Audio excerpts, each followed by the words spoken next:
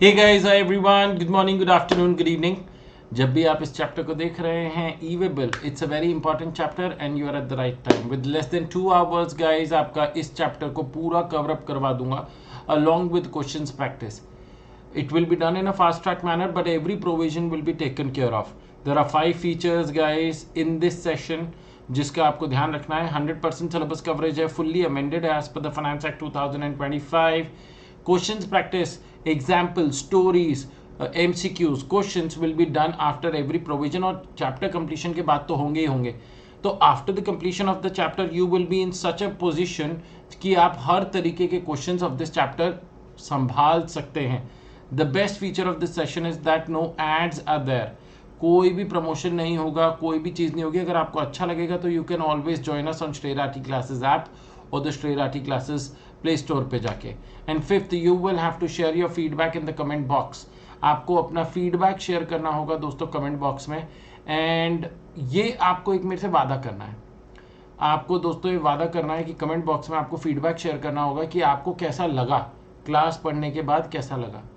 ये वाला जो सेशन है ये जनवरी 2027 तक एप्लीकेबल है, तो September 2026 and January 2027 for CA students and December 2026 for CMA students, उन दोनों के लिए एप्लीकेबल है fully. All the best and stay tuned for the next video and do not forget to share your feedback. Good luck. जाओ भाई। कहते हैं you can't cross the sea merely by standing and staring at the water. अब दोस्तों e-way bill का क्या concept है guys. E way bill में सरकार ने कहा कि भाई साहब, जो मूवमेंट ऑफ गुड्स होता है उन्हें ट्रैक करने के लिए एक हमने कंप्लायंस बनाया हुआ है, एक इलेक्ट्रॉनिक सिस्टम बनाया हुआ है जहां पर the person causing movement of goods, जो इंसान मूवमेंट ऑफ गुड्स कर रहा है, वो डिटेल्स डालेगा पोर्टल पे कि किसके यहाँ से कौन सा सामान कौन लेके जा रहा है, with which vehicle number, and किसके यहाँ सामान जा रहा है, सो दैट ट्रैकिंग हो सके, कि भाई साहब ये मूवमेंट ऑफ गुड्स यहाँ से चालू हुआ और यहाँ पर खत्म हो जाएगा। ऑलराइट गाइस, जिससे सरकार को ना एक वो रवैया कि भैया ये नो जो सामान है ये कोई काले धन से खरीदा हुआ, या फिर दोस्तों ये कोई ऐसा सामान ना है जहां ऐसा ना हो जहां पर सरकार सोचे कि लोग टैक्स चोरी करने की कोशिश कर रहे हैं। तो कहते हैं it is basically a compliance mechanism wherein by way of digital interface the person causing the movement of goods uploads the relevant information prior to the commencement of movement of goods and generates e-way bill on the GST portal। तो एक compliance mechanism है जिसमें सरकार ने person causing movement of goods, who is basically the person causing movement of goods, the person who will be held responsible for raising the e-way bill. Meaning, कहते हैं e-way bill is a document required for movement of goods and it includes details such as name of the consignor, consignee, transporter, the point of origin of the movement of goods and its destination. It is an electronic way bill. It is an electronic way bill for movement of goods to be generated on the GST portal. All right, guys. In short, क्या बोला? It is an electronic document. ये क्या है दोस्तों? Electronic document है, form GST EWB01 generated on the GST portal evidencing movement of goods। ये क्या दोस्तों देता है? एविडेंस देता है दोस्तों कि मूवमेंट ऑफ गुड्स होगा from one place to another, evidencing movement of goods. Provision मतलब पॉइंट नंबर 2 पे जाते हैं। प्रोविजन सेक्शन 68 में दोस्तों जीएसटी मतलब ई-वे बिल के बारे में लिखा हुआ है। Section 68 of the CGST act 2017 mandates that the government may require the person in charge मतलब दोस्तों बेसिकली अगर ट्रक की बात करूं तो ड्राइवर, ट्रेन की बात करूं तो ड्राइवर, शिप की बात करूं तो उसका कैप्टन। समझ रहे हैं दोस्तों? The person in charge in of a conveyance can be anything, conveyance can be a truck, tractor, aircraft, it can be दोस्तों anything, it can be a train. तो in that case he is the person responsible to make sure कि भाई साहब आप goods के साथ साथ जो इनवॉइस लेकर जाते हो या बिल ऑफ सप्लाई लेकर जाते हो या कोई भी डॉक्यूमेंट लेकर जाते हो, उसके साथ साथ आप ई-वे बिल भी लेकर जाइए। Carrying any consignment of goods of value exceeding such amount as may be prescribed, जो कि आगे अमाउंट प्रिस्क्राइब्ड है कि क्या सर अगर 500 रुपए का सामान भी जा रहा है तो वहां पर भी ई-वे बिल जनरेट होगा, 2000 का सामान जा रहा है वहां पर भी जनरेट होगा क्या? तो वो लिमिट सरकार ने आगे मेंशन करी है, which is 50,000 rupees. as may be specified to carry with him such documents and such devices as may be prescribed. Rule 138 of the CGST Rules 2017 prescribes e-way bill as the document to be carried for consignment of goods in certain prescribed cases. Aye guys, what are the benefits? Aji guys, what are the benefits of generation of e-way bill? कहते हैं benefits में देखते हैं, कहते हैं it facilitates faster movement of goods. Benefits में क्या है? सबसे पहले it facilitates faster movement of goods दोस्तों ई-वे बिल से, क्योंकि जो भी वेरिफिकेशन भी होता है वो जल्दी होता है. और दोस्तों अब जो स्टेट बाउंड्री चेक्स थे उनको कम कर दिया गया है. तो कहते हैं it improve the turn around time of trucks. अगर ट्रक जैसे दिल्ली से चंडीगढ़ गया तो वापस आएगा. And help the logistic industry, तो उसे बोलते हैं टर्न अराउंड, मतलब जाकर वापस आना. तो उससे क्या होता है दोस्तों, अब जब ट्रक्स जल्दी जल्दी जा सकते हैं from one state to another, कोई ज्यादा चेक पोस्ट नहीं है, कोई ज्यादा रुकावट नहीं है, तो जो सामान पहले वाले टाइम में चंडीगढ़ तक जाने में which is not very far 2 दिन लगते थे, वहां 1 दिन सामान लोड अनलोड होता था. फिर दोस्तों अपन खाली ट्रक तो वापस नहीं मंगाएंगे, क्योंकि खाली ट्रक में भी डीजल तो लगेगा ही ना.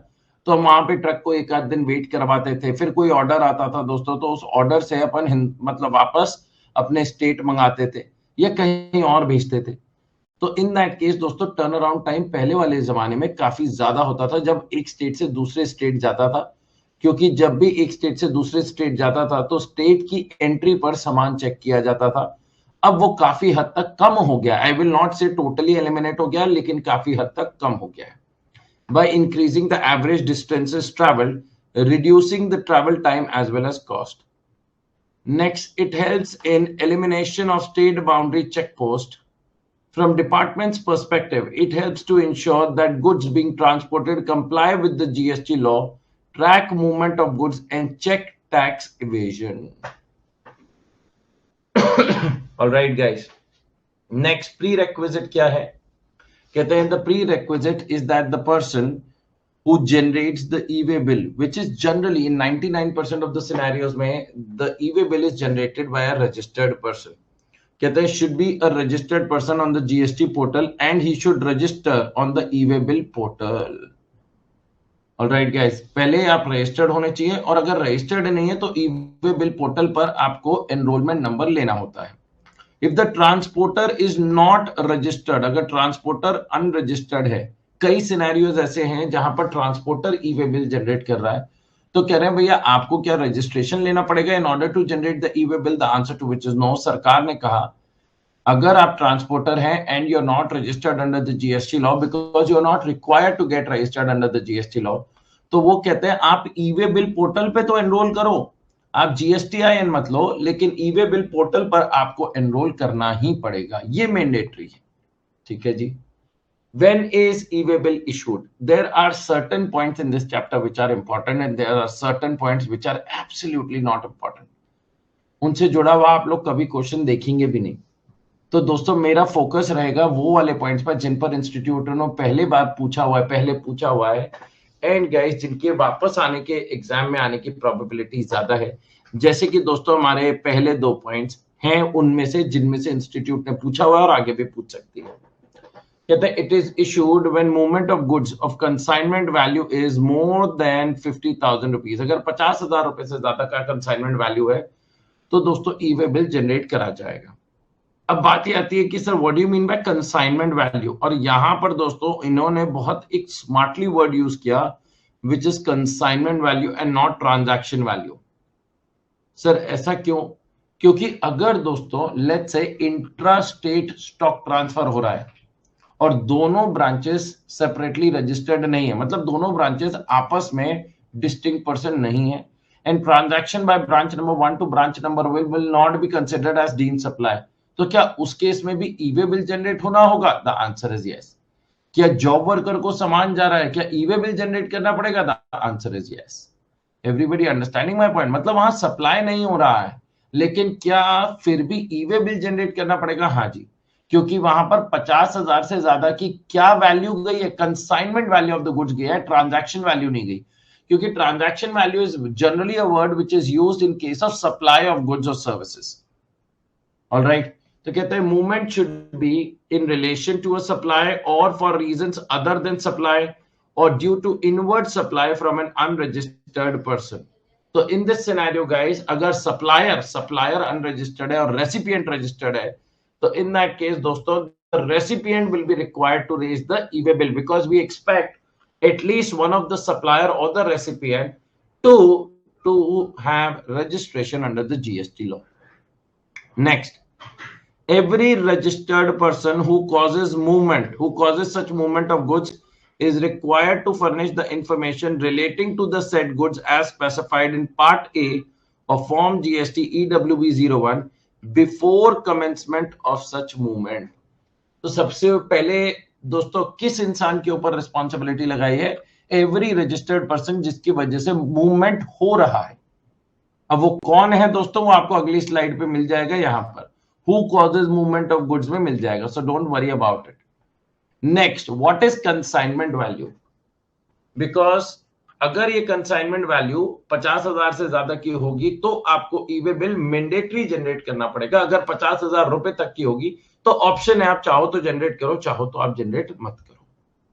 कहते हैं the consignment value of goods shall be the value determined in accordance with the provisions of section 15 of the CGST Act declared in an invoice।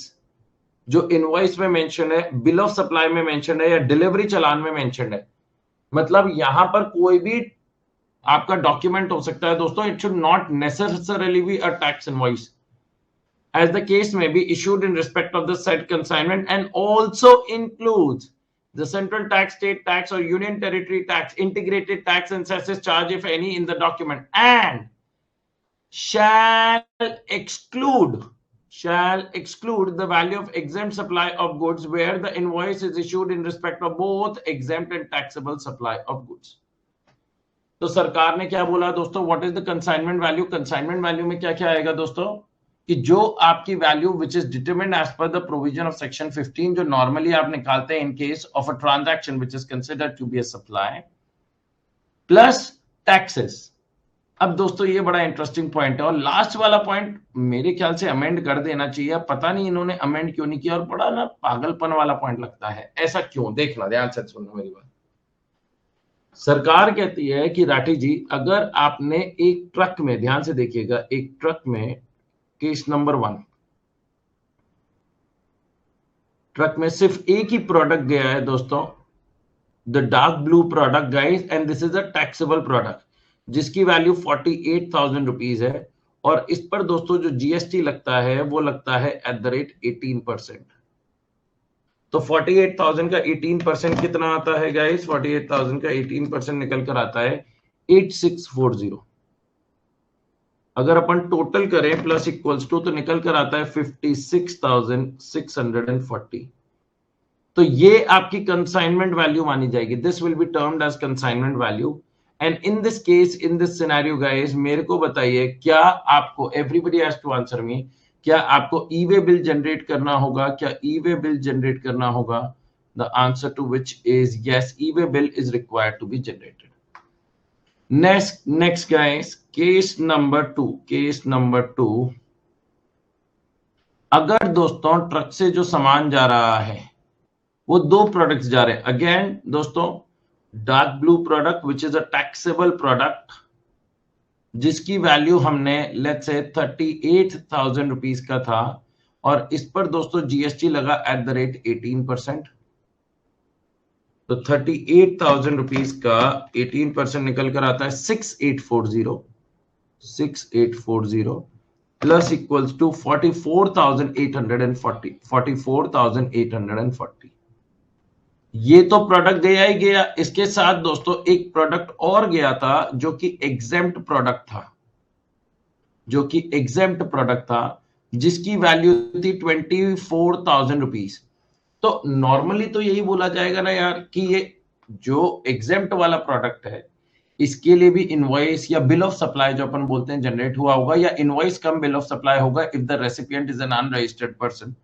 तो क्या ये भी हमारे कंसाइनमेंट वैल्यू में जोड़नी चाहिए? नॉर्मल लॉजिक तो यही बोलता है कि कंसाइनमेंट वैल्यू में जोड़नी चाहिए।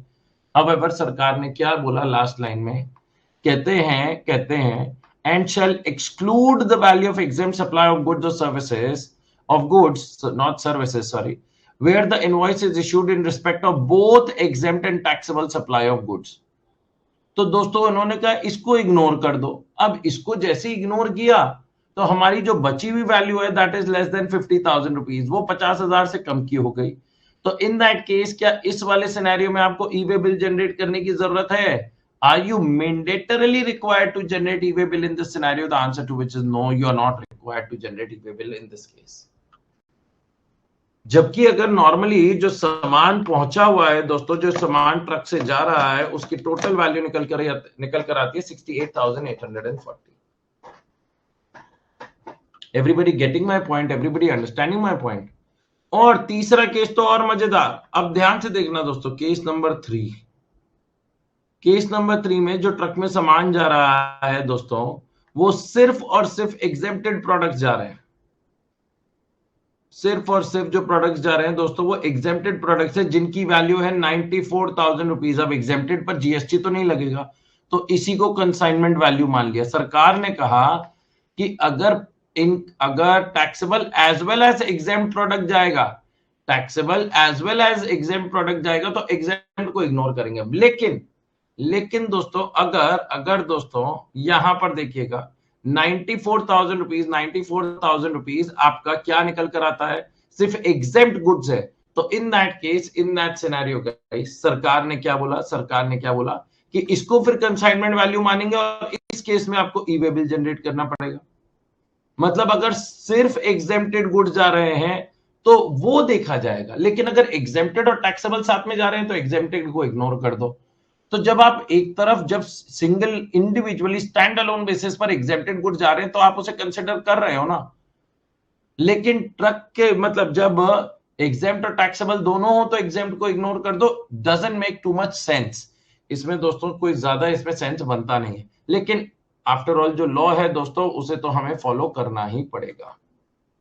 ऑलराइट गाइस, इधर आइए question number 1, over to you guys. फटाफट करिए दोस्तों। क्वेश्चन नंबर 1 में कहते हैं mister Mehta supplied goods worth 60,000 rupees, out of which 15,000 relates to exempted goods. तो 45,000 के टैक्सेबल गुड्स हो गए गाइस, और उसके बाद आपसे बोला गया है GST rate applicable on the taxable goods is 18%। तो 45,000 प्लस 18%, तो आपका कितना अमाउंट निकल कर आएगा? 45,000 प्लस 18% निकाल के बताइए। 45,000 into 18% plus equals to 53,100. 53,100 will be the consignment value, and in this scenario it will be C. And क्योंकि ये 53,100 है, which is more than 50,000 rupees, क्या हमें ई-वे बिल जनरेट करना पड़ेगा? The answer is yes, we will be required to generate the e-way bill. आइए guys, who causes movement of goods? इससे जुड़ा हुआ आज तक क्वेश्चन नहीं आया। कहते हैं if the supplier is registered and undertakes to transport the goods which actually happen, जो पहला वाला सिनेरियो है, this thing happens for 99% of the time. कहते हैं if the supplier is registered and undertakes to transport the goods, movement is caused by the supplier, movement supplier ने cause किया। If the recipient arranges transport, supplier ने कहा भैया मेरा कोई transport से लेना देना नहीं है, मेरे फैक्ट्री मेरे गोडाउन से सामान उठवा लो, then in that scenario the movement is caused by him. Generally ऐसा होता नहीं है दोस्तों, मैंने बताया ना 99% ऑफ द केसेस में, इवन दो द भाड़ा may be born by the recipient. जो भाड़ा होता है दोस्तों वो नॉर्मली कौन बियर करता है? रेसिपिएंट बॉर्न करता है। However, दोस्तों इस चीज का ध्यान रखिएगा, if the recipient arranges transport, अगर रेसिपिएंट ट्रांसपोर्ट अरेंज कर रहा है along with of course payment of freight, तो in that case it will be deemed as if the movement is caused by him. And why are we understanding this topic? Because the government will catch hold of that person, उसका collar पकड़ेगा कि भैया you were the person who caused the movement of goods, you were the person responsible for raising of e-way bill. And next, if goods are supplied by an unregistered supplier to a registered known recipient, movement is caused by such recipient.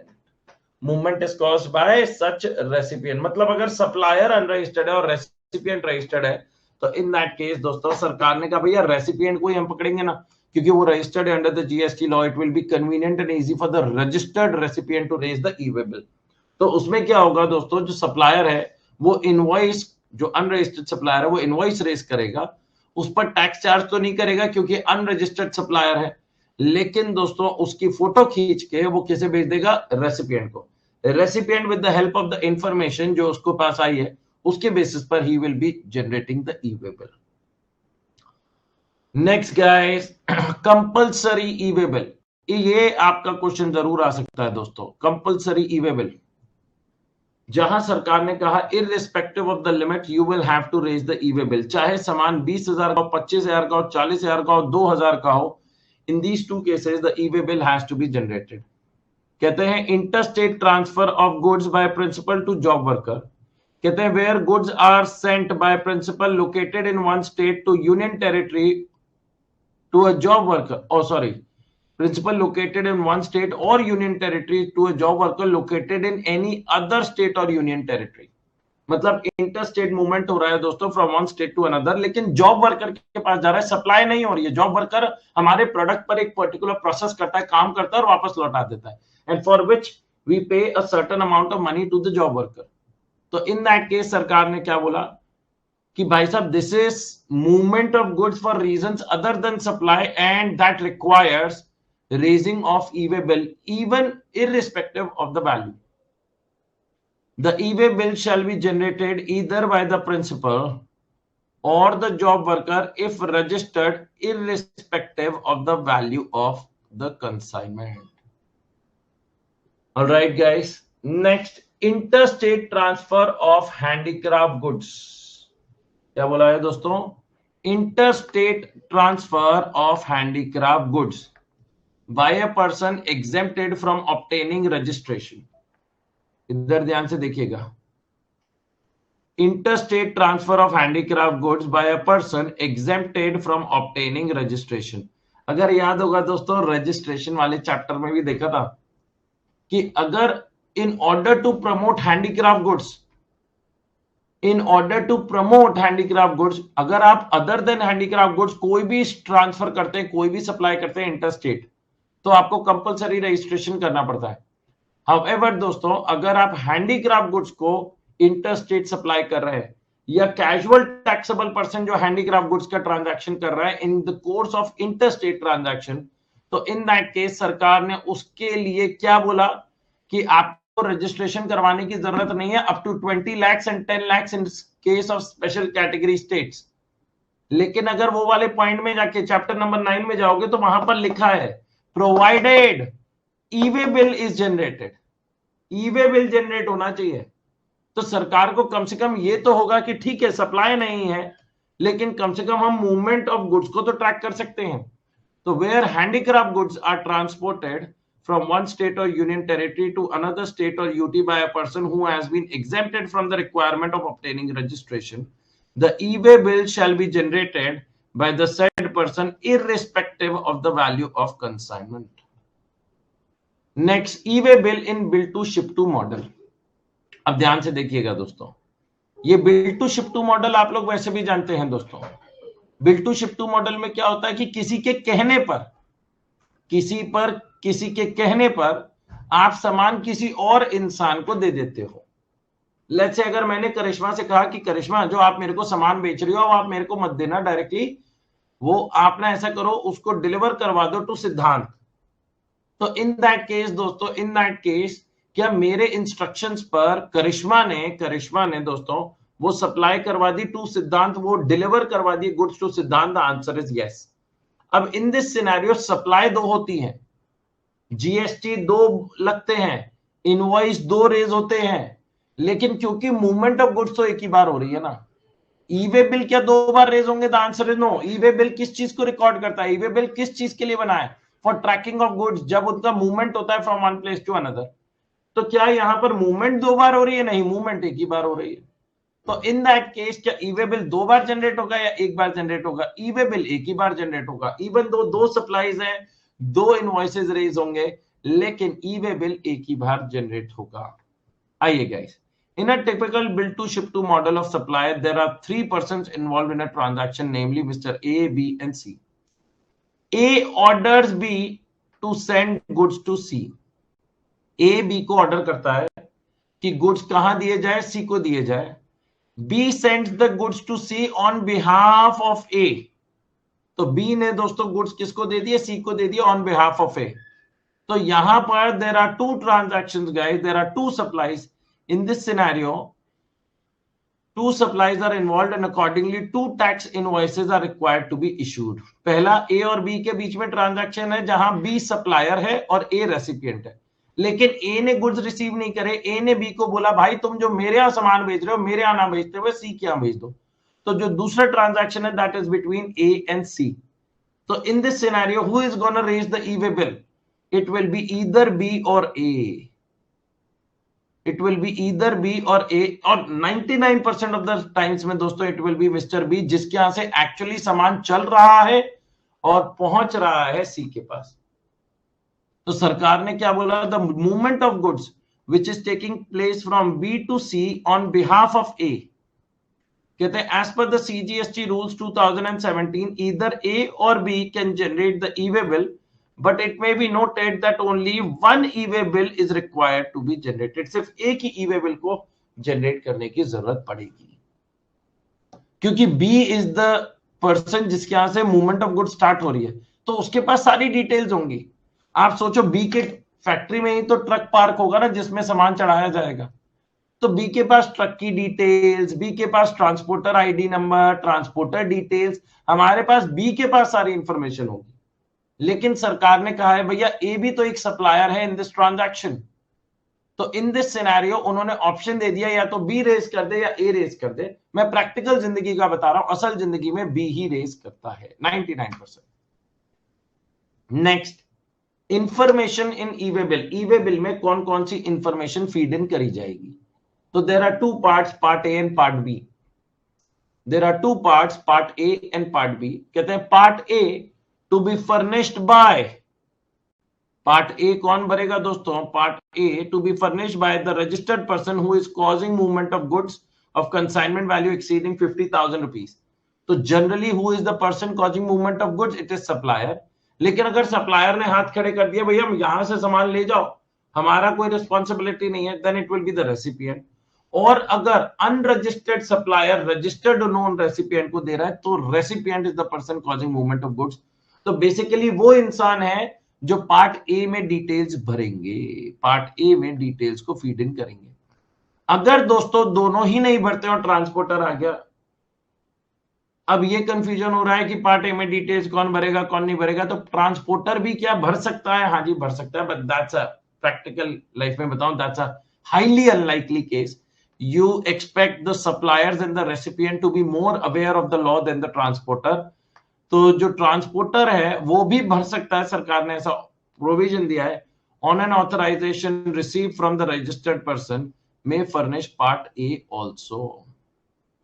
Next, the e commerce operator और courier agency और on an authorization receive from the consignor, क्या वो भी भर सकता है? ई commerce operator भी भर सकता है, लेकिन ये प्रोविजन अभी इफेक्टिव नहीं है।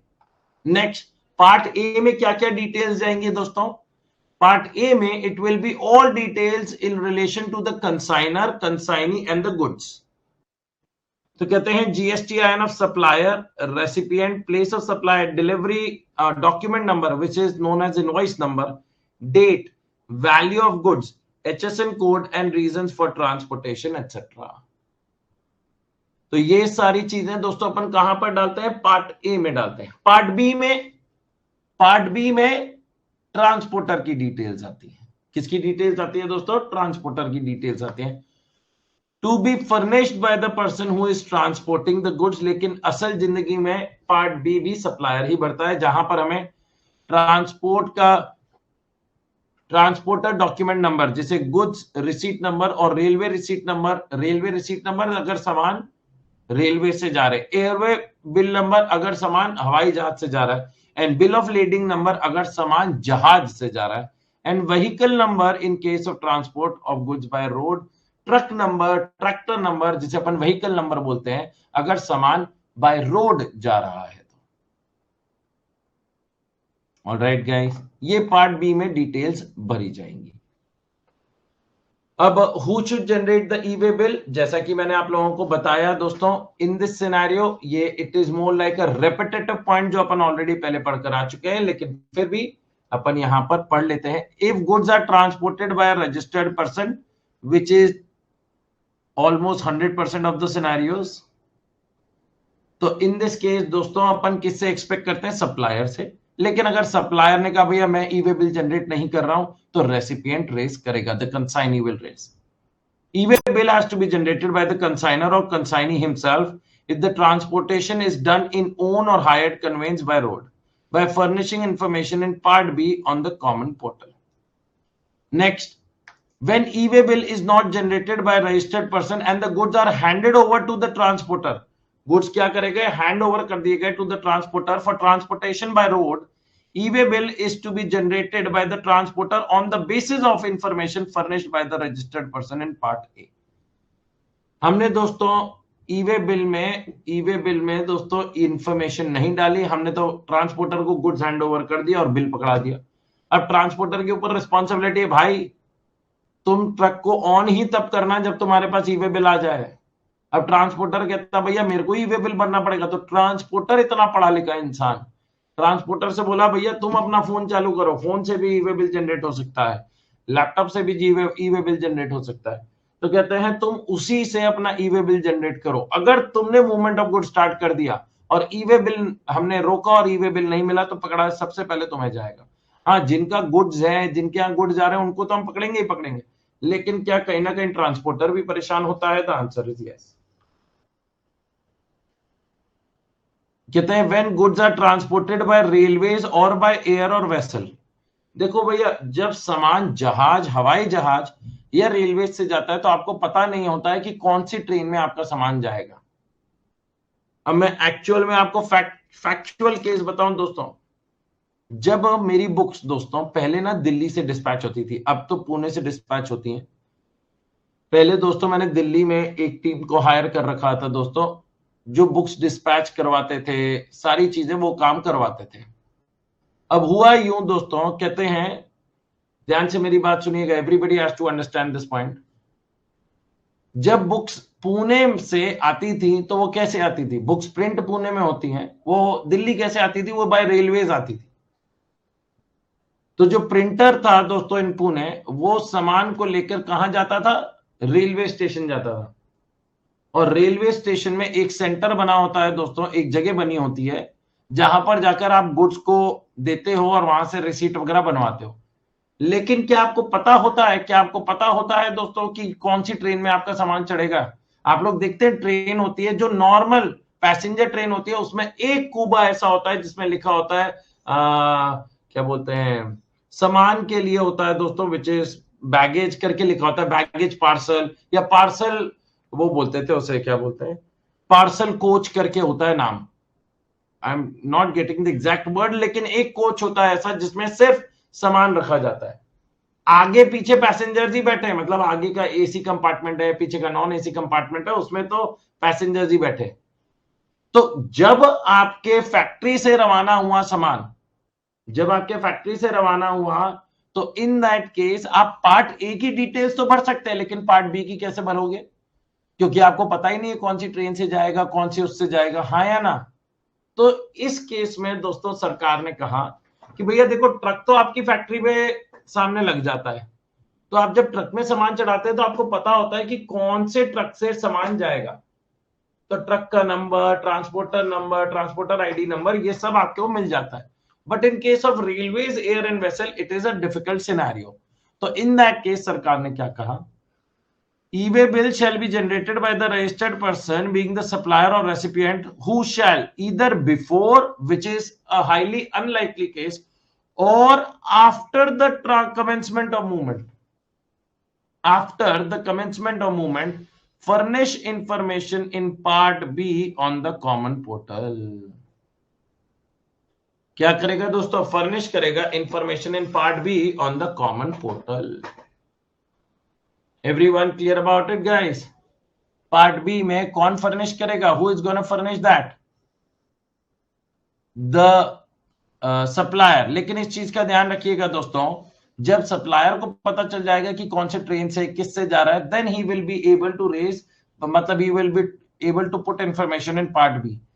अब दोस्तों जब गुड्स कहते हैं where the goods transported by railways, इधर देखिएगा, कहते हैं there is no requirement to carry e way bill along with the goods, but railways will have to carry invoice, invoice तो जाएगा, डॉक्यूमेंट तो जाएगा, और डिलीवरी चालान और bill of supply the case में be along with the goods. Further e way bill generated for the movement is required to be produce at the time of delivery of the goods. जब सामान दिल्ली में जो हमारा बंदा लेने जाता था, उससे पहले सरकार ने कहा ई वे बिल जनरेट कर देना। रेलवेज आपको सामान को हाथ नहीं लगाने देगी, रेलवेज आपके सामान को हाथ नहीं लगाने देगी, सरकार ने बोला।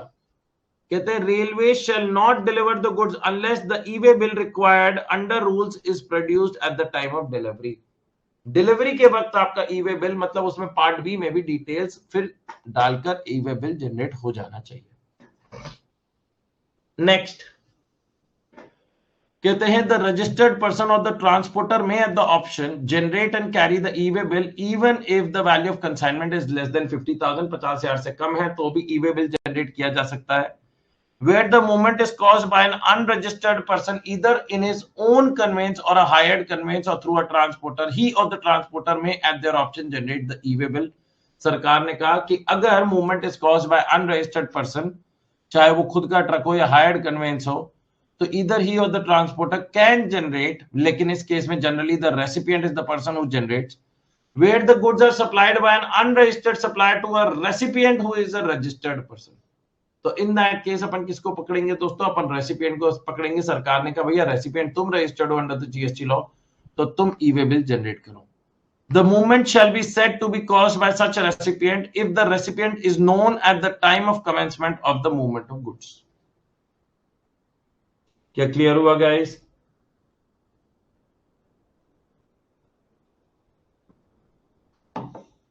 आ जाओ भाई नेक्स्ट।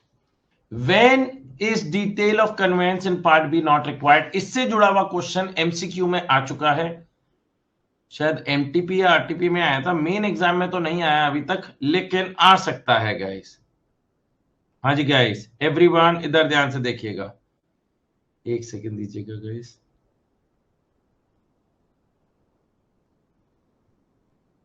हाँ जी, बहुत अच्छा पॉइंट है दोस्तों, बहुत ही शानदार पॉइंट।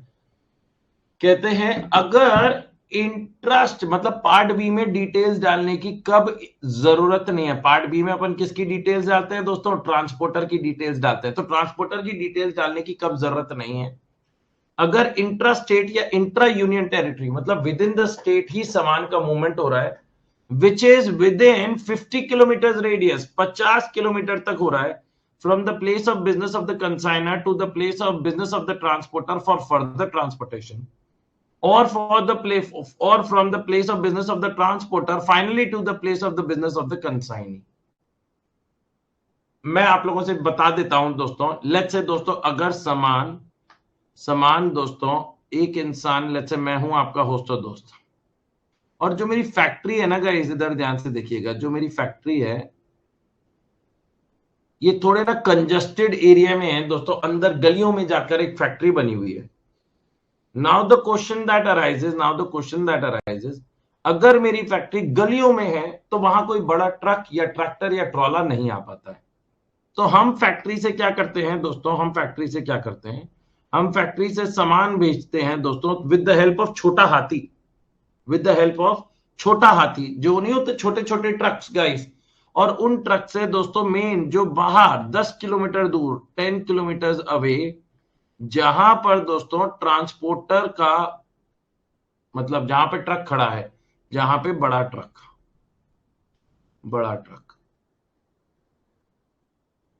तो सरकार ने नॉर्मल रूल क्या बना रखा है कि जैसी फैक्ट्री से निकलेगा और निकलते वक्त ई वे बिल जनरेट होना चाहिए, और ई वे बिल में ट्रक की डिटेल्स डालो। लेकिन ट्रक की डिटेल्स तो अभी पता नहीं है, ट्रक तो 10 किलोमीटर दूर खड़ा है।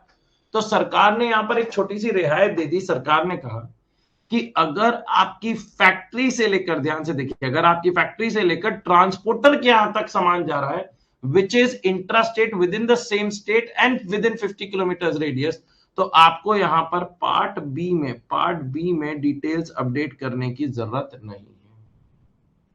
पार्ट बी में डिटेल्स अपडेट करने की जरूरत नहीं है। Everybody understanding? और वैसे ही दोस्तों ये ट्रक वाला लेकर पहुंचा दोस्तों यहां। अच्छा, जब बड़ा ट्रक वाला यहां से मूवमेंट स्टार्ट करेगा तो क्या यहां ई वे बिल जनरेट होना चाहिए? हाँ जी, यहां ई वे बिल जनरेट होना चाहिए, इसमें कोई शक नहीं है दोस्तों। सरकार ने रिलैक्सेशन कहां दी है? कई बार बच्चे कंफ्यूज हो जाते हैं, रिलैक्सेशन कहीं और ही दे बैठते हैं। नेक्स्ट, अब जो आपसे क्वेश्चन मैं पूछने वाला हूं कि दोस्तों जब ये ट्रक पहुंचा तो जो रेसिपिएंट की फैक्ट्री है वो भी गली कूचे में है, वो भी अंदर कंजेस्टेड एरिया में है। तो बड़ा ट्रक जाके यहां पर स्टॉप हो गया दोस्तों, और फिर यहां से भी दोस्तों सामान छोटे हाथी से गया दोस्तों। तो क्या जो यहां से सामान छोटे हाथी से गया वहां पर भी पार्ट बी में डिटेल्स डालने की जरूरत है क्या? The answer is no. यहां पर भी आपको पार्ट बी में डिटेल्स डालने की जरूरत नहीं है। पार्ट बी में डिटेल्स डालने की जरूरत नहीं है। Everyone clear about it guys? Everyone clear about it? हाँ या ना एवरीवन? अच्छा सर, व्हाट इफ जो सप्लायर है और जो रेसिपिएंट है इन दोनों के बीच का distance, these are both within the same state, और इन दोनों के बीच का डिस्टेंस 45 किलोमीटर, तो क्या यहां पर ई वे बिल जनरेट करने की जरूरत है? क्या यहां पर ई वे बिल जनरेट होगा? The answer is yes. यहां सरकार ने कोई रिलैक्सेशन नहीं दिया। It is only when from the place of business of the consignor to the place of business of the transporter, or from the place of business of the transporter to the place of business of the consignee, वहां पर relaxation है। Alright guys, everyone clear about it guys? तो ये छोटे truck जो हैं उनकी details डालने की जरूरत नहीं है, ये सरकार कहना चाह रही है गाइस। एवरीवन, तो बड़े ट्रक का फिल करने का, बड़े ट्रक का तो फिल करना ही पड़ेगा जो एक्चुअली मूवमेंट लेकर जा रहा है। आइए, यूनिक ई वे बिल नंबर, ये 12 डिजिट नंबर होता है दोस्तों। जब अपनी सारी डिटेल्स पोर्टल पर डाल देते हैं तो, और सारी आपने जो मैंडेटरी रिक्वायरमेंट्स है उन्हें भर दिया है, तो आपको क्या कर, मतलब एक यूनिक ई वे बिल नंबर प्रोवाइड करा जाएगा। Upon generation of the E way bill on the common portal, a unique e-way bill number EBN shall be made available to the supplier, the recipient and the transporter on the common portal. Generation of unique enrollment number, generation of unique enrollment number guys, कहते हैं an unregistered person making interstate transport of handicraft goods, जिनको हमने exempt कर रखा है from obtaining compulsory registration, क्या उन्हें e-way bill generate तो करना पड़ता है? हाँ जी। तो ई-वे बिल जनरेट करने के लिए, ई-वे बिल जनरेट करने के लिए दोस्तों क्या उनके पास कोई नंबर तो होना चाहिए जो पोर्टल पर जाकर वो रिफ्लेक्ट कर सके, तो उन्हें यूनिक एनरोलमेंट नंबर दिया जाता है। क्या दिया जाता है? Unique enrolment number. Unique enrolment number is not a GSTIN, it is not a GST registration certificate, no, because आपको जीएसटी में रजिस्टर्ड होने की तो जरूरत ही नहीं है अगर आप हैंडीक्राफ्ट गुड्स का ट्रांसपोर्टेशन कर रहे हैं। लेकिन हैंडीक्राफ्ट गुड्स के केस में क्या ई-वे बिल जनरेट करना पड़ जाता है? The answer is yes, e-way bill generate करना पड़ जाता है। Alright guys, irrespective of the value of consignment. And next, an unregistered person opting to generate e-way bill, एक अनरजिस्टर्ड पर्सन जो ई-वे बिल जनरेट करना चाहता है दोस्तों, तो क्या वो जनरेट कर सकता है? हाँ जी। उसके लिए उसे क्या लेना पड़ेगा दोस्तों? यूनिक एनरोलमेंट नंबर लेना पड़ेगा। क्या लेना पड़ेगा? Unique enrolment number. Sir, e way bill हर बार इशू करना होता है या जब मूवमेंट हो रहा हो? आई मीन एक जर्नी के डिफरेंट पार्ट्स में डिफरेंट ई-वे बिल होंगे। What do you mean by एक जर्नी के डिफरेंट पार्ट्स? हाउ इज एक जर्नी का डिफरेंट पार्ट कैसे होता है? What do you mean by एक जर्नी का डिफरेंट पार्ट? मैं वो नहीं समझ पाया।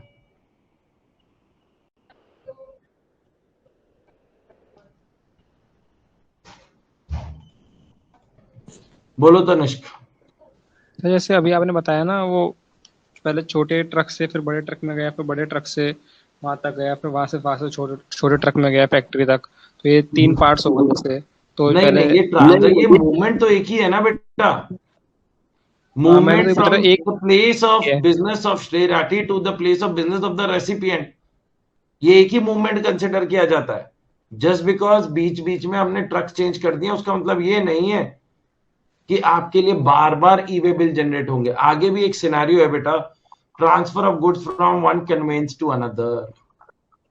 ऐसे भी वो केसेस आए हैं जहां पर तनिष बेटा आपका क्वेश्चन यहां पर सॉल्व आउट हो जाता कि अगर आपका मूवमेंट हो रहा है of goods, let's say from Delhi to अपने को लेकर जाना है लेट्स से केरला, लेकिन कोई भी ट्रांसपोर्टर दिल्ली से केरला ले जाने के लिए रेडी नहीं है। समझ रहे हो, कह रहे इतना दूर नहीं जाएंगे राठी जी, ज्यादा से ज्यादा हैदराबाद जाएंगे हम, ये ज्यादा से ज्यादा हम कर्नाटका बेंगलोर चले जाएंगे, इससे ज्यादा की उम्मीद मत करिए। तो in that case, in that scenario सरकार ने क्या बोला, सरकार ने कहा कि भाई साहब अगर आप एक कन्वेंस से दूसरे कन्वेंस में सामान को चेंज करवा रहे हैं, क्योंकि आपको पता है केरला तक कोई नहीं लेकर जा रहा, तो आपने क्या किया, एक ट्रक में सामान आपका दिल्ली से कहां गया, कर्नाटका तक गया, बेंगलुरु तक गया और बेंगलुरु में शिफ्ट हो गया। तो क्या हम पार्ट बी में डिटेल्स अपडेट कर सकते हैं जब शिफ्ट हो जाएगा goods from one conveyance to another, तो हम क्या पार्ट बी में डिटेल्स को अपडेट कर देंगे? हाँ जी, पार्ट बी में डिटेल्स अपडेट कर दिया जाएगा।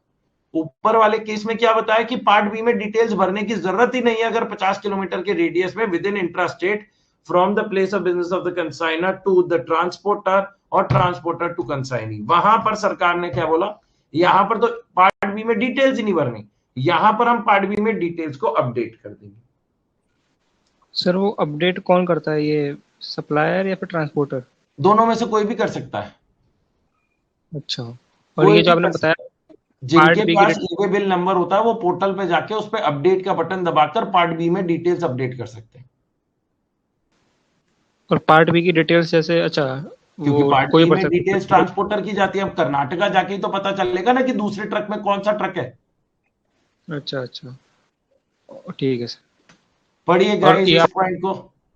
ये आपने स्टार्टिंग में बताया था पार्ट बी में डिटेल्स भी कोई भर सकता है ना? नहीं, पार्ट दोनों बी में। में generally details are to be filled by the transporter, क्योंकि ट्रांसपोर्टर की डिटेल्स होती है। लेकिन सिस्टम के आगे ट्रांसपोर्टर बैठा है, सप्लायर बैठा है, रेसिपिएंट बैठा है या कोई अजनबी इंसान बैठा है, सिस्टम को क्या पता।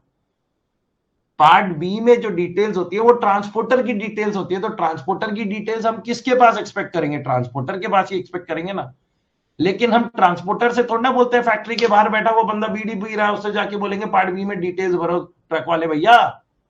तो ट्रक वाले भैया कहते हैं देखो ये आरसी है, ये ट्रक के डॉक्यूमेंट्स हैं, आप ले लो, आप ही बिल भर दो। प्रैक्टिकल जिंदगी बता रहा हूं। तो जब हम पार्ट ए में सबमिट का बटन दबाते हैं तो पार्ट बी सिस्टम पे खुलता है और पार्ट बी में अपन ट्रक की डिटेल्स डालते हैं। Okay sir. ठीक है ना और सर बेटा। जैसे हम जैसे नॉर्मल हाउस होल्ड वाले हैं, तो ये हमारे ऐसे घर शिफ्ट करते हैं, काफ़ी सामान भर के जाता है, तो उसमें ई वे बिल की जरूरत थोड़ा होती है। क्या बेटा? जैसे घर शिफ्ट करता है अगर कोई इंसान एक सिटी से दूसरी सिटी, तो उसमें काफ़ी सारा सामान मूवर्स जाता एंड है जो पैकर्स 50, के थ्रू, तो मूवर्स एंड पैकर्स करते हैं बेटा फिर ई बिल जनरेट। वो जो ट्रांसपोर्टर वाला। वो ट्रांसपोर्टर करेगा, क्योंकि वहां पर ठीक। You don't expect the supplier to raise the e bill, लेकिन वो ट्रांसपोर्टर करता है फिर। क्योंकि वो तो जो सप्लायर है वो तो ये कह रहा है भैया मैं तो अनरजिस्टर्ड हूं, मुझे नहीं पता ई वे बिल क्या होता है। लेट्स से अगर आज एक मैं डॉक्टर इंसान हूं, मेरे को जीएसटी में रजिस्ट्रेशन नहीं लेना क्योंकि मैं एग्जेम्प्टेड सर्विसेज दे रहा हूं, हो सकता है कि नहीं। या मैं एक सैलरीड इंडिविजुअल हूं, सैलरीड इंडिविजुअल को भी जीएसटी में रजिस्ट्रेशन नहीं लेना, वो भी तो मूवमेंट करते हैं। जब उनकी जॉब एक जगह से दूसरी जगह जाती है वो सामान लेकर जाते हैं, तो उसमें दोस्तों वो जनरेट करेगा ट्रांसपोर्टर, ऐसे नहीं जाएगा सामान। Transporter with the help of his enrolment ID वो जाके ई वे बिल जनरेट कर सकता है। तो ये जो मूवर्स एंड पैकर्स होते हैं इनका खुद का एनरोलमेंट आईडी होता है, क्योंकि इनके भी ट्रक्स तो जाते हैं, इनको भी रोका जा सकता है। ठीक ठीक है है, ना। कंपलसरी। हाँ, 50,000 से ज्यादा की वो कंसाइनमेंट वैल्यू कितने की है, जो सामान लोड हुआ अंदर वो 15-20 हजार का है तो नहीं होगा, लेकिन 15-20 हजार का तो नहीं होता है, ज्यादा का होता है। बेड जा रहे हैं, फ्रिज जा रहे हैं, एसी जा रहे हैं, टीवी जा रहे हैं, सोफा सेट जा रहे हैं, सब मिला के 50,000 तो ऐसे ही हो जाता है। Okay sir. आ जाओ भाई, where the goods are transferred from one conveyance to another, the consignor or the recipient who has provided information in part A or the transporter shall Before such transfer and further movement of goods, update the details of conveyance in part B of the e-way bill on the common portal. The consigner, recipient, the consigner oblique recipient who has furnished the information in part A of the transporter may assign the e-way bill number to another registered enrolled transporter. जो अब नया transporter है जो लेकर जाएगा वो update कर देगा इन पार्ट बी। अगर वो नहीं करेगा तो हम ही कर देते हैं, जनरली तो दोस्तों सप्लायर ही कर देता है सिस्टम पे जाके।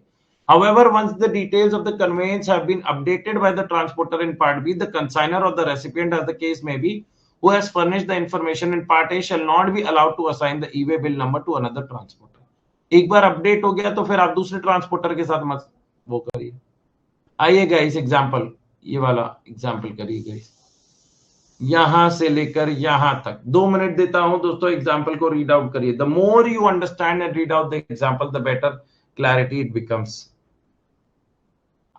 आजा भाई, कंसोलिडेटेड ई-वे बिल, इससे जुड़ा हुआ भी क्वेश्चन आ गया दोस्तों। मतलब मैं तो एक्सपेक्ट नहीं कर रहा था कि इससे जुड़ा हुआ क्वेश्चन आएगा, बट आ गया।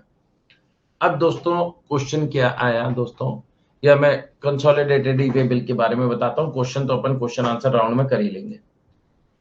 कहते हैं for multiple consignments with e-way bill generated individually. अब लेट्स से एक ही ट्रक में 4 लोगों का सामान जा रहा था, या 4 सप्लायर्स अलग अलग थे, या 4 रेसिपिएंट्स अलग अलग थे, एंड सबका ई-वे बिल अलग अलग जनरेट ऑलरेडी हो चुका है। कई बार होता है ना दोस्तों, भैया ट्रक बड़ा है लेकिन इतना ज्यादा सामान नहीं है, तो एक रेसिपिएंट जिसके सबसे पहले सामान चढ़ा तो ट्रक वाले ने बोला भैया 50,000 रुपए का भाड़ा लूंगा। कह रहे पागल हो गए हो, 4 लाख के सामान पे 50,000 का भाड़ा कौन देता है?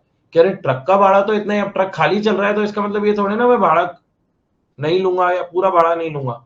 तो उन्होंने कहा 2 दिन रुक जाओ, अभी और सामान आने, जो कोई पेरिशेबल प्रोडक्ट नहीं है, एक बार और सामान चढ़ेगा उसके बाद लेकर आना। भैया मैं इतना भाड़ा नहीं दे सकता, मैं मैक्सिमम से मैक्सिमम 20,000 का भाड़ा दूंगा। Everybody understanding my point, everybody getting my point? तो इन दैट केस सरकार ने क्या बोला, फॉर मल्टीपल कंसाइनमेंट्स, अगर मल्टीपल कंसाइनमेंट है with e-way bill generated individually, तो इन दैट केस सरकार ने ट्रांसपोर्टर से कहा अगर तुम चाहो, ये कोई कंपल्शन नहीं है, अगर तुम चाहो तो सबका कंसोलिडेटेड ई-वे बिल भी बना सकते हो, और उस कंसोलिडेटेड ई-वे बिल में जो पहले ई-वे बिल ऑलरेडी जनरेट हो चुके हैं उनकी डिटेल्स आ जाएंगी। तो अगर आपने कंसोलिडेटेड ई-वे बिल की इंफॉर्मेशन डाली तो वहां पर जितने भी इंडिविजुअल जनरेटेड ई-वे बिल्स हैं वो आपके सामने नजर आ जाएंगे। तो ये एक बस एडिशनल फीचर है, चाहो तो कर सकते हो, कोई भी प्रैक्टिकली नहीं करता। लेकिन अब क्वेश्चन ये अराइज होता है कि Rathi ji what if the individual consignment value 50,000 से कम की थी लेकिन एग्रीगेट वैल्यू 50,000 से ज्यादा थी। और ये एक्चुअल में हमारे साथ हुआ है दोस्तों, एक्चुअल में फैक्चुअल केस बताता हूं दोस्तों। रूल 138(7), जब जिस घर में हम रह रहे हैं नोएडा में, इस घर के लिए फर्नीचर लेने की बात हुई, और फर्नीचर दिल्ली में एक मार्केट है नोन एज कीर्ति नगर, जिसे फर्नीचर मार्केट के नाम से भी बहुत जाना जाता है दोस्तों। बहुत शानदार शानदार फर्नीचर होते हैं। तो हम वहां पे गए, वहां से हमने सोफा सेट लिया, डाइनिंग टेबल लिए, एक आधा बेड आया, गद्दे आए दोस्तों, छोटी मोटी टेबल चेयर्स आए, जो घर पे रिक्लाइनर है, एक घर पे रखा हुआ वो रिक्लाइनर आया। तो ये सब क्या दोस्तों हमने एक ही दुकान से लिए थे? The answer is no. ये हमने कीर्ति नगर में ही दोस्तों, उस 1 किलोमीटर के रेडियस में इतनी दुकानें थी, तो कहीं से हमने सोफा सेट फाइनल किया, कहीं से डाइनिंग टेबल फाइनल किया, कहीं से हमने बेड फाइनल किया, कहीं से हमने रिक्लाइनर फाइनल किया, कहीं से हमने चेयर्स फाइनल करी, कहीं से कुछ फाइनल हुआ। तो क्या अब हर एक के लिए अलग अलग ट्रक हायर करेंगे? हम पागल तो है नहीं। तो हमने जो मीडियम साइज ट्रक हायर किया उसमें क्या हुआ दोस्तों, जब दोस्तों इनवॉइस बने, सोफा सेट 48,000, डाइनिंग टेबल 35,000, ये रिक्लाइनर 15,000, ऐसे ऐसे बिल बना। तो इसमें इंडिविजुअल बिल जो सप्लायर ने श्रेय राठी को दिया या मेरे पिताजी के नाम से रेज हुआ था इनवॉइस, सप्लायर ने सुभाष राठी जी के नाम पे जो रेज किया, वहां पर ई इनवॉइस मतलब वहां पे ई-वे बिल की जरूरत नहीं थी। लेकिन क्योंकि जब ट्रक में सामान चढ़ा और ट्रक में जो वैल्यू थी वो 50,000 से ज्यादा की थी, तो ट्रांसपोर्टर ने, ट्रक वाले ने अपनी गाड़ी साइड में लगा ली। हमने कहा क्या हुआ भैया, निकलो नोएडा की तरफ। कह रहे ना राठी जी ना, ये जो वैल्यू है तो 50,000 से ज्यादा की है, ये जो वैल्यू है टोटल ये तो 50,000 से ज्यादा की है। और वो पूछ लिया किसी ने, आप दिल्ली से नोएडा इंटरस्टेट कर रहे हो, नोएडा के एंट्रेंस पर अगर किसी पुलिस वाले ने रोक लिया तो फिर क्या होगा? ई वे बिल पूछेगा, 50,000 से ज्यादा का वैल्यू है, क्योंकि इनवॉइसेस जितने हैं मेरे पास, इनवॉइसेस उसके पास सारे आ गए। लेकिन इन दिस सिनेरियो क्या हुआ?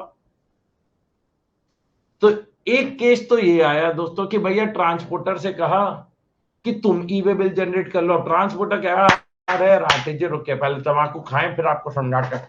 और तम्बाकू खाया, कह रहे बस रहने दो आपकी बस का नहीं है। अब आप कहां से जनरेट करोगे? तो इतने में मैंने सारे जो जिन जिन से खरीदा था उनसे रिक्वेस्ट करी कि please generate E way bill, आप ई वे बिल जनरेट करिए। Alright guys, so even though the individual values of the items and invoice value was less than 50,000 rupees, I requested all the suppliers to generate e-way bill. Otherwise, movement of goods start ही नहीं हो रही थी। तो या तो transporter सारे invoices को इकट्ठा करे और इनवॉइसेस की इंफॉर्मेशन के बेसिस पर वो एक कंसोलिडेटेड ई-वे बिल बना ले। लेकिन अगर जनरली ट्रांसपोर्टर ऐसे करते नहीं है, तो अपन ना जो इंडिविजुअल वाले लोग होते हैं उन्हीं को बोल देते हैं कि आप ही इनवॉइस जनरेट कर दीजिए।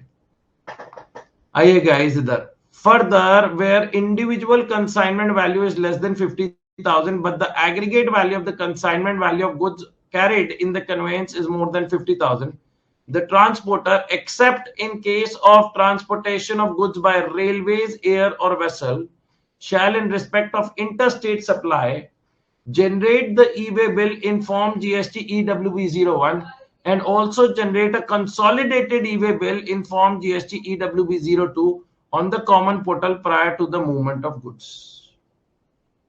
All right guys, ये also generate वाला दोस्तों ये उसके पास ऑप्शन है, लिखा है and may also generate a consolidated e-way bill. तो consolidated e-way bill all in all is दोस्तों an option given to you. It is not a compulsion, it is an option given to you. Everyone clear about it? आ जाओ भाई, cancellation of e-way bill.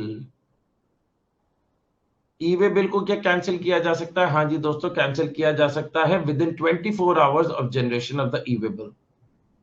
कहते हैं where an e way bill has been generated but goods are either not transported और goods are not transported as per the details furnished in the e-way bill.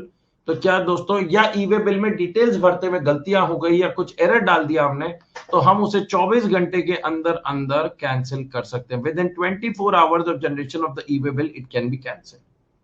हमने सामान truck में चढ़वा दिया, truck वाले को खबर आई कि घर में किसी की डेथ हो गई, ट्रक वाले ने कहा हम नहीं ले जा सकते अब गाड़ी, 3 दिन ट्रक यहीं खड़ा रहेगा, तो हम ई-वे बिल कैंसिल कर सकते हैं। कोई स्ट्राइक हो गई दोस्तों, ई-वे बिल जनरेट हो गया था, अगले दिन स्ट्राइक हो गई, सामान जब चढ़ रहा था लेबर हट गई पीछे के, यार राठी जी अपना सामान चढ़ाना है आप ही चढ़ाओ, समझ रहे हैं गाइस?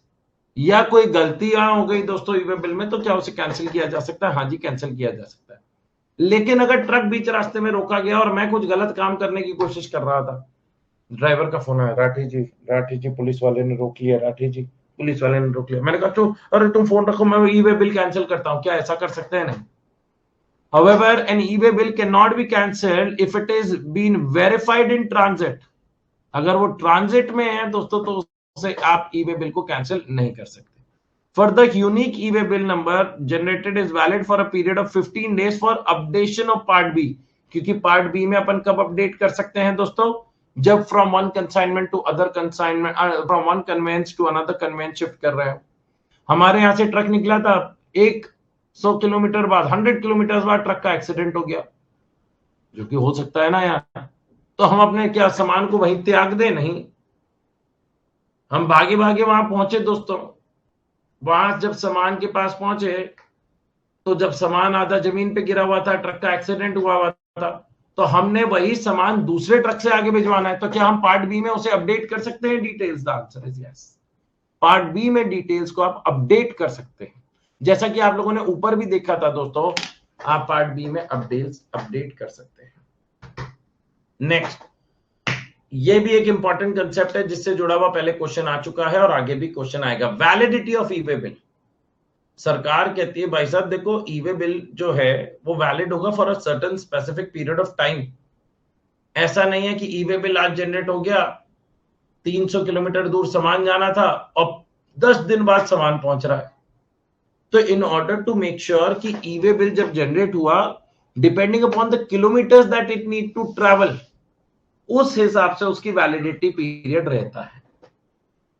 तो सरकार ने कहा फॉर एवरी 200 किलोमीटर्स और part thereof 1 day, every 200 kilometers और पार्ट देयर ऑफ कितना बोला, 1 डे, प्रोवाइडेड दोस्तों जो आपका ट्रांसपोर्ट किया जा रहा है, that is in case of other than over dimensional cargo. Over dimensional cargo देखते हैं, बड़े बड़े ट्रक्स, ट्रॉलार्स होते हैं जो बहुत ही धीमी स्पीड में चलते हैं, उसे बोलते हैं ओवर डायमेंशनल कार्गो। तो अगर ओवर डायमेंशनल कार्गो में जा रहा है तो 200 किलोमीटर की लिमिट नहीं है, क्योंकि उसकी स्पीड बहुत धीरे होती है। या multi model shipment in which at least 1 leg involves transport by ship. Multi model shipment मतलब जो सामान जा रहा है वो सिर्फ एक ही शिपमेंट मोड से नहीं जा रहा है। लेट्स से अगर मेरे को दिल्ली से सामान अंडमान भेजना है, हो सकता है कि नहीं, तो एक फ्लाइट चलती है दोस्तों, लेट्स से, इधर ध्यान से देखिएगा, या ग्वालियर से सामान अंडमान आइलैंड्स भेजना है, तो इधर ध्यान से देखिएगा, ग्वालियर से सामान दिल्ली आया बाय ट्रक, ग्वालियर से सामान दिल्ली आया बाय ट्रक, फिर सामान एयरक्राफ्ट में गया और एयरक्राफ्ट से वो पहुंचा पोर्ट ब्लेयर, और पोर्ट ब्लेयर से शिप से गया वो अंडमान आइलैंड्स। तो इन दैट केस क्या शिप का इन्वॉल्वमेंट हो गया? मतलब दोस्तों यहां पर मल्टी मॉडल शिपमेंट था, पहले वो ट्रक से था, फिर हवाई जहाज से था, फिर शिप से था। तो अगर एक भी जगह शिप का इन्वॉल्वमेंट हो गया तो 200 kilometer of part thereof of for every day देखना है। सर फिर कितना देखना है? ओवर डायमेंशनल कार्गो वगैरह में कितना देखना है? ये multi model shipment in which at least 1 leg involves transport by ship, इसके इसमें कितना देखना है? 20 किलोमीटर्स 20 किलोमीटर्स। तो up to 200 kilometres, up to 200 kilometres में नॉर्मल कार्गो, एंड देखना 1 day in case of over dimensional cargo और multi model shipment in which at least 1 leg involves transport by ship. और फिर फॉर एवरी 20 किलोमीटर्स 1 डे बढ़ता जाएगा। तो let's say एक मैं सिंपल सा सिनेरियो बनाता हूं दोस्तों, आप लोग मुझे बताइएगा दोस्तों, what is the validity of E way bill अगर जो गुड्स ट्रांसपोर्ट होने हैं वो 685 किलोमीटर्स होने हैं। अगर 685 किलोमीटर्स होने हैं, पहला नॉर्मल कार्गो दोस्तों, नॉर्मल ट्रक जिसे अपन बोलते हैं नॉर्मल कार्गो, और दूसरा दोस्तों ओवर डायमेंशनल कार्गो और multi model shipment. Over dimensional cargo और मल्टी मॉडल शिपमेंट। हाँ जी गाइस,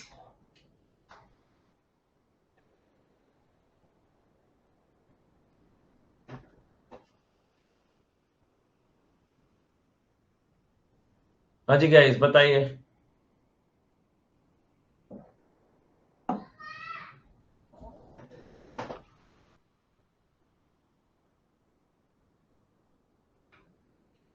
ए में 4 डेज, बिल्कुल सही दोस्तों। 685 डिवाइड बाय 200 करा तो 3.425 आया। तो पहले वाले केस में 4 डेज हमेशा आगे की तरफ, और दूसरे वाले केस में 685 डिवाइड बाय 20 किया तो 34.25 डेज आया। तो ये हो जाएगा 35 days. Well done Tanishk, well done. आइए गाइस, रेलेवेंट डेट कहां से कंसिडर किया जाएगा? मतलब वैलिडिटी पीरियड चालू कहां से होगी? जिस दिन आपने ई वे बिल जनरेट किया उस दिन को छोड़ के अगले दिन से। तो अगर ई वे बिल आपने 12 तारीख को जनरेट किया है, चाहे वो सुबह के 4 बज रहे हो या दिन के 2 बज रहे हो या शाम के 9 बज रहे हो, 12 तारीख को ई वे बिल जनरेट हुआ तो 12 तारीख से कंसिडर नहीं करा जाएगा। 13th will be the first day of the validity. If the relevant date means the date on which the e-way bill has been generated, and the period of validity shall be counted from the time at which the e-way bill has been generated, and each day shall be counted as the period expiring at midnight of the day immediately following the date of generation of e-way bill. All right, guys. Let us understand this with the help of an example. आइए guys, with the help of an example.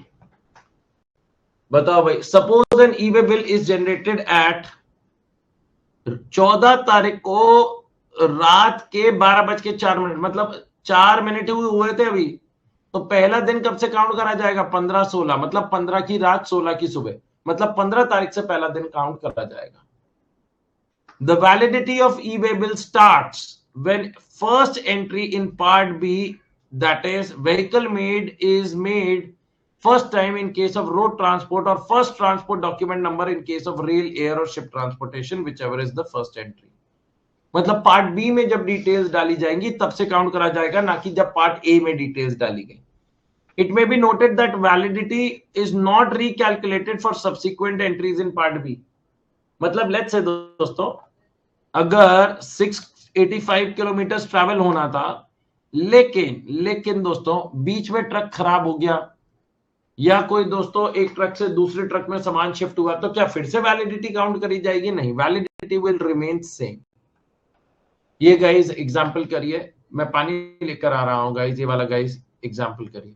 आ जाओ भाई, question number 2 करिए guys. Goods are required to be transported from Mr. Ashok, Patna, Bihar to Mr. Chetan, Bhopal, MP through an over-dimensional cargo. The distance between the two is 845 kilometers.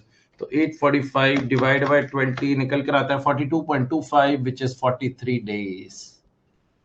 आइए guys, how to extend the validity of e-way bill? क्या sir, if we generate a e-way bill on 12th April at 2 p.m, then we can't transport it that day? We can transport it. We can start the transportation. That is not an issue. The validity period will be counted. I am not saying that you cannot start transporting it. Validity period will be counted not from 12th, it will be counted from the 13th. All right. Aja bhai. Extension of validity by commissioner, कहते हैं on the recommendation of the council by notification he may extend the validity period of an e-way bill for certain categories of goods as may be specified therein. Next, by transporter, क्या extension करा जा सकता है? हाँ जी, exceptional nature, जैसे जहां जा रहे थे वहां कोई अर्थक्वेक आ गया, नेचुरल कैलामिटी आ गई, एक्सीडेंट हो गया, गाड़ी का रिपेयर करवाना जरूरी था, गाड़ी बीच रास्ते में खराब हो गई, तो इन दैट केस दोस्तों, इन दैट सिनेरियो क्या ट्रांसपोर्टर भी एक्सटेंड करवा सकता है दोस्तों द वैलिडिटी? हाँ जी, कहते हैं if under circumstances of an exceptional nature including the transshipment the goods can not be transported within the validity period of the e-way bill, the transporter may generate another e-way bill after updating the details in part B of form GST EWB 01. Further दोस्तों, this option is available for extension of e-way bill before 8 hours and after 8 hours of expiry of the validity. Further, this option is available for extension of e-way bill before 8 hours and after 8 hours of expiry. उस time span के बीच में आप अपना extension कर सकते हैं, जिसमें आपको वजह डालनी पड़ेगी कि what is the reason of extension. Next, acceptance of e way bill. क्या आप ई-वे बिल को एक्सेप्ट कर सकते हैं if you are not the person who has raised the e-way bill, the other person has raised the e-way bill? हाँ जी, portal पर दोस्तों इन case of B2B transaction, अगर सप्लायर ने ई-वे बिल जनरेट किया है तो रेसिपिएंट के सिस्टम पे पॉपअप करेगा कि राठी जी ने ई-वे बिल जनरेट किया है, और अगर रेसिपिएंट ने ई-वे बिल जनरेट किया है तो सप्लायर के सिस्टम पे पॉपअप करेगा कि रेसिपिएंट ने ई-वे बिल जनरेट किया है. क्या हम उसे एक्सेप्ट कर सकते हैं कि हाँ भैया ये हमने ही गुड्स मंगवाए हैं, हाँ भैया ये हम ही गुड्स परचेज कर रहे हैं, है ना? तो in this scenario, in this case सरकार ने क्या बोला, एक निकाल दिया है acceptance of e way bill. Sir what if अगर सामने वाले ने एक्सेप्ट नहीं किया तो क्या हम सामान को ना भेजें? सामान तो भेज दो. सरकार ने कहा there is a time period of acceptance of e way bill that is 72 hours और the time of delivery whichever is earlier.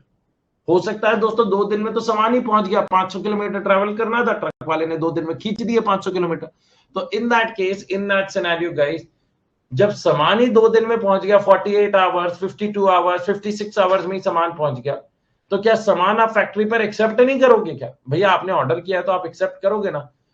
तो अगर सामान फैक्ट्री के अंदर पहुंच गया, मतलब आपने ई वे बिल को भी एक्सेप्ट कर लिया, आपने गुड्स को एक्सेप्ट कर लिया है।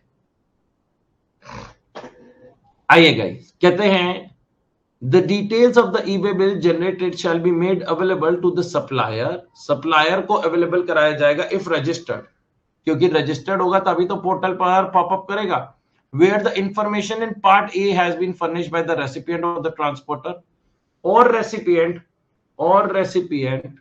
if registered, where the information in part A has been furnished by the supplier or transporter on the common portal, and the supplier oblique recipient, as the case may be, shall either communicate his acceptance or rejection of the consignment covered by the e-way bill. Sir सारे situation से 200 से divide हो रहा है, 200 या 20 दोनों में से एक से डिवाइड करना है ना, डिपेंडिंग अपॉन द कार्गो। अगर नॉर्मल कार्गो है तो डिवाइड बाय 200, और अगर ओवर डायमेंशनल कार्गो या multi model shipment in which at least 1 leg involves transport by ship, तो 20 से, या तो 200 से डिवाइड करोगे या 20 से, depending upon the cargo. In case the person to whom the information in part A is made available does not communicate his acceptance or rejection within the specified time, it shall be deemed that he has accepted the said details. All right guys, time limit specified कितनी है? 72 hours, or time of delivery of goods, whichever is earlier. आइए guys, documents to be carried by person in charge. Person in charge को क्या document carry करना है दोस्तों? बहुत simple सी चीज है दोस्तों। The person in charge of a conveyance has to carry the invoice, जो डॉक्यूमेंट है, which is the supporting document for the goods that he is carrying, the bill of supply और delivery challan as the case में be, and a copy of the e-way bill और the e-way bill number, either physically or mapped to RFID, embedded on to the conveyance in such manner as may be notified by the commissioner. तो दोस्तों generally तो मैं आपको बताऊं, e-way bill का print out निकाल के इनवॉइस के साथ स्टेपल कर दिया जाता है, या जो e-way bill unique e-way bill number 12 digit का जनरेट होता है, वो दोस्तों हम इनवॉइस पर ही लिख देते हैं। That is also sufficient, that is also sufficient. Alright guys, however where circumstances so warrant, the commissioner may by notification require the person in charge of the conveyance to carry the following documents instead of the e-way bill.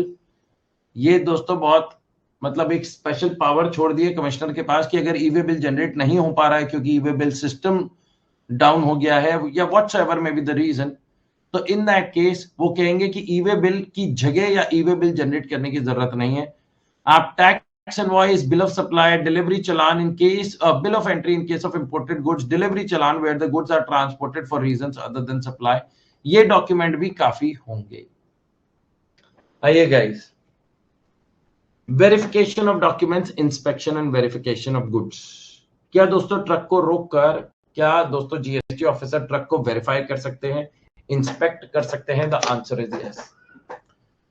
Verification of documents, inspection and verification of goods guys, इसमें सरकार ने क्या बोला दोस्तों, इधर ध्यान से देखिएगा। सरकार ने बोला कि अगर कमिश्नर चाहे या और an officer empowered by him in this behalf may authorise any officer to intercept any conveyance, किसी कन्वेंस को रोका जा सकता है, इंटरसेप्ट किया जा सकता है और चेक किया जा सकता है फॉर चाहे इंट्रा स्टेट मूवमेंट हो या इंटर स्टेट मूवमेंट हो। ऑलराइट गाइस, यहां सरकार ने कहा कि भाई साहब आप जो भी सामान वगैरह देखते हैं उसे आप इनवॉइस से मैच करेंगे थोड़ा बहुत, कि भैया आप देखो एक एक प्रोडक्ट को निकाल के तो चेक नहीं किया जा सकता, लेकिन सैंपल बेसिस पर चेक किया जाता है। तो उसकी समरी रिपोर्ट देनी होती है 24 घंटे के अंदर अंदर, और फाइनल रिपोर्ट देनी होती है 3 दिन के अंदर अंदर। समरी रिपोर्ट देनी होती है 24 घंटे के अंदर अंदर, और final report has to be provided within 3 days of such inspection. लेकिन जिस दिन इंस्पेक्शन हुआ उस दिन को काउंट नहीं किया जाएगा। मतलब अगर लेट्स से 18 तारीख को इंस्पेक्शन हुआ तो 18 तारीख को काउंट नहीं किया जाएगा। 19 तारीख के रात के 12 बजे तक आपको समरी रिपोर्ट देनी पड़ेगी ऑन द सिस्टम, और 19, 20, 21 तारीख के रात के 12 बजे तक आपको फाइनल रिपोर्ट देनी पड़ेगी कि आपने जो इंस्पेक्शन किया उसमें आपने क्या पाया। क्या एक बार फिजिकल वेरिफिकेशन हो गया है तो क्या उस मूवमेंट पर आगे फिजिकल वेरिफिकेशन करवाएं या ना करवाएं? तो सरकार ने कहा परेशान मत करिए, अगर एक बार फिजिकल वेरिफिकेशन हो गया है तो बार बार फिजिकल वेरिफिकेशन नहीं करवाइए अनटिल अनलेस कि खबर मिली है कि बीच रास्ते में फिर कुछ गड़बड़ काम हुआ है। अगर आपको कोई टिप मिली है, कोई स्पेसिफिक इंफॉर्मेशन मिली है कि बीच रास्ते में जब एक बार ट्रक का चेक हो गया था सामान तो उसने डिटोर लिया और पता चला है, खबर सूत्रों से खबर मिली है कि यहां पर इसने फैक्ट्री में बीच रास्ते में कुछ फैक्ट्री में सामान चढ़ाए हैं, तो इन दैट केस क्या फिर से दोस्तों फिजिकल वेरिफिकेशन किया जा सकता है अगर ऐसी कोई खबर मिलती है दोस्तों? The answer to which is yes. पढ़िए गाइस दोस्तों, आप लोग यहां से लेकर दोस्तों यहां तक, यहां से लेकर यहां तक मैंने वो जो पूरी कहानी सुनाई थी दोस्तों, पूरी कहानी, वो सारी की सारी चीजें यहां पर लिखी हुई है। Giving you 2 minutes to read it out by yourself. एक बार खुद से पढ़ेंगे ना, धीरे धीरे अपनी स्पीड में पढ़िए गाइस, आपको मजा आएगा।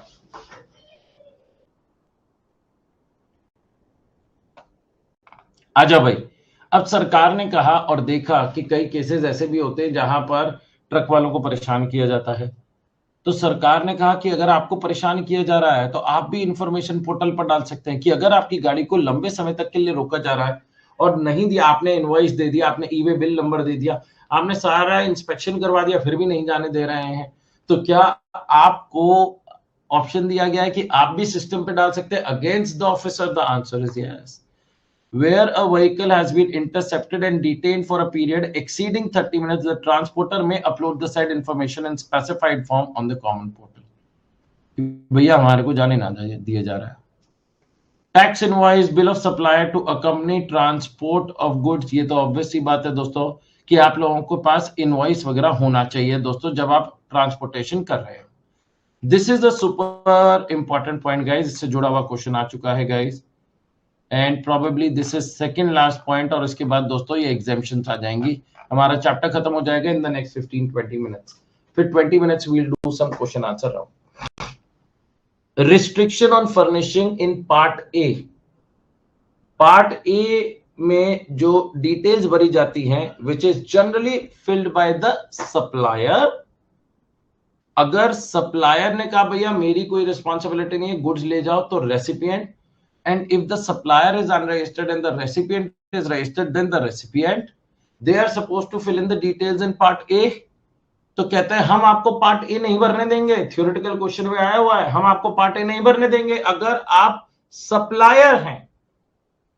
It is only in case of outward supply. जो रिस्ट्रिक्शन है दोस्तों वो इनवर्ड पे नहीं है, या आउटवर्ड पर है, मतलब एज अ सप्लायर आपको नहीं भरने देंगे। अगर आप एज अ कॉम्पोजिशन सप्लायर हैं और आपने पिछले 2 कॉन्जिक्यूटिव क्वार्टर से अपना statement for payment of self assess tax नहीं भरा, जिसे हम बोलते हैं जीएसटी सीएमपी 08। आपको याद होगा दोस्तों, कॉम्पोजिशन सप्लायर टैक्स क्वार्टरली भरता है, रिटर्न एनुअली भरता है। तो यहां पर जो बात हो रही है दोस्तों वो सेल्फ असेस टैक्स की बात हो रही है, जो उसे क्वार्टरली भरना होता है। तो वो अगर आपने दोस्तों नहीं भरा है for 2 consecutive quarters, then you will be prohibited to fill in details in part A of the GST EWV 01। कहते हैं no person including a consignor, consignee, transporter, an e commerce operator और courier agency shall be allowed to furnish the information in part A of form GST EWV 01 in respect of any outward movement of goods of a registered person who, being a person paying tax under composition scheme, has not furnished statement of payment of self-assessed tax for 2 consecutive quarters। अगर regular scheme में हो तो आपने 2 consecutive tax period से अपनी returns नहीं भरी, और यहां पर जब भी नॉर्मल रिटर्न की बात हो तो दोस्तों they are talking about GSTR 3B। Next, a person paying tax under regular scheme has not furnished GSTR 1। तो कह रहे हैं अगर आपने GSTR 1 भी पिछले 2 consecutive टैक्स पीरियड से नहीं भरी है तो हम आपको दोस्तों नहीं भरने देंगे part A of GST form GST EWB 01। E way bill का पार्ट ए नहीं भरने देंगे। या फिर दोस्तों आपका रजिस्ट्रेशन सस्पेंड कर दिया गया under the provisions of rule 21A because you are going against the GST law, तो आपका सस्पेंड कर दिया गया अभी रजिस्ट्रेशन सर्टिफिकेट। तो as long as your registration is suspended you will not be allowed, आपको अलाउ नहीं किया जाएगा to fill in part A of form GST EWB 01। However ये याद करने पड़ेंगे दोस्तों, ये पॉइंट्स ये थियोरेटिकल क्वेश्चन में पूछे जा सकते हैं। हाउएवर कहते हैं कमिश्नर, जुरिसडिक्शनल कमिश्नर में on receipt of an application from a registered person on sufficient cause being shown and for the reasons to be recorded in writing by order in prescribed form allow furnishing of the said information in part A of form GST EWB 01। क्या बोला है दोस्तों? सरकार दोस्तों for sufficient cause being shown क्या उसे allow कर देगा कि भैया डिटेल्स भर दो। लेकिन अगर आपका रिजेक्ट करेगी आपकी रिक्वेस्ट तो क्या आपको अपॉर्चुनिटी ऑफ बीइंग हर्ड दिया जाएगा? हाँ जी, रिजेक्ट करने से पहले हमेशा अपॉर्चुनिटी दी जाती है। ये guys this is the most important note, ये बहुत इंपॉर्टेंट नोट है। कहते हैं blocking of GSTIN for e-way bill generation facility is only on outward movement of goods of the ineligible registered person. E-way bills can be generated in respect of inward supplies received by the said registered person. तो ध्यान से देखिएगा दोस्तों everybody, एक ना question अभी वैसे आप लोगों को आएगा क्वेश्चन बैंक में, बहुत अच्छा क्वेश्चन है जहां पर आप लोगों को क्लैरिटी मिलेगी गाइस कि अगर सप्लायर डिफॉल्टर है तो सप्लायर ई-वे बिल में पार्ट ए में डिटेल्स नहीं भर सकता, रेसिपिएंट भर सकता है। लेकिन अगर रेसिपिएंट डिफॉल्टर है तो वो अभी भी पार्ट ए में भर सकता है क्योंकि रेसिपिएंट तो आफ्टर ऑल सामान को रिसीव कर रहा है ना, वो तो इनवर्ड सप्लाईज हुई ना उसके लिए। आईसीआई एग्जाम्पल करिए, ICAI example। कहते हैं mister A, a registered person paying tax under regular scheme has not filed form GSTR1 for the last 2 months. Mr. B of Haryana, a regular return filer, wants to generate e-way bill for goods to be supplied to Mr. A। तो क्या दोस्तों mister B जो regular return filer है और वो mister A को सामान दे रहे हैं जो कि डिफॉल्टर है, तो क्या मिस्टर बी दोस्तों क्या ई-वे बिल जनरेट कर सकते हैं? हाँ जी बिल्कुल, क्योंकि मिस्टर बी तो टाइम से टाइम भर रहे हैं ना। Why will there be a restriction on Mr. B? Mister B को क्यों रोकेंगे? Here there will be no restriction in generating e-way bill for Mr. B who is making outward movements of goods since as he is a regular return filer। अब guys ध्यान से देखिएगा, mister A जो कि जिसने return time से time नहीं भर रहा था, मिस्टर ए ये वाला जो टाइम से टाइम रिटर्न नहीं भर रहा था, mister A wants to generate e way bill in respect of an outward supply of goods to mister H. Alright guys, e way bill generation is blocked in this case as it's an outward movement of goods of mister A who has not filed GSTR one for the preceding 2 months। यहां mister A e way bill generate नहीं कर सकता क्योंकि mister A mister H को बेचना चाह रहे हैं, तो मिस्टर ए को पार्ट ए में डिटेल्स भरना अलाउ नहीं करी जाएंगी। हाँ मिस्टर एच भरना चाहें तो भर दें, मिस्टर एच भरना चाहें तो भर दें। Other important points, I will not से इंपॉर्टेंट पॉइंट्स। अच्छा दोस्तों बीच में एक और सेक्शन आया होगा, एक और पॉइंट आया होगा, वो एक्चुअली रेपिटेटिव पॉइंट था, इसीलिए दोस्तों मैंने हटा दिया। आपके बुक्स में हो सकता है कि एक 138C करके एक बीच में भी एक पॉइंट आया होगा, 138(3) या 138C क्या था, एक सेकंड बताता हूं।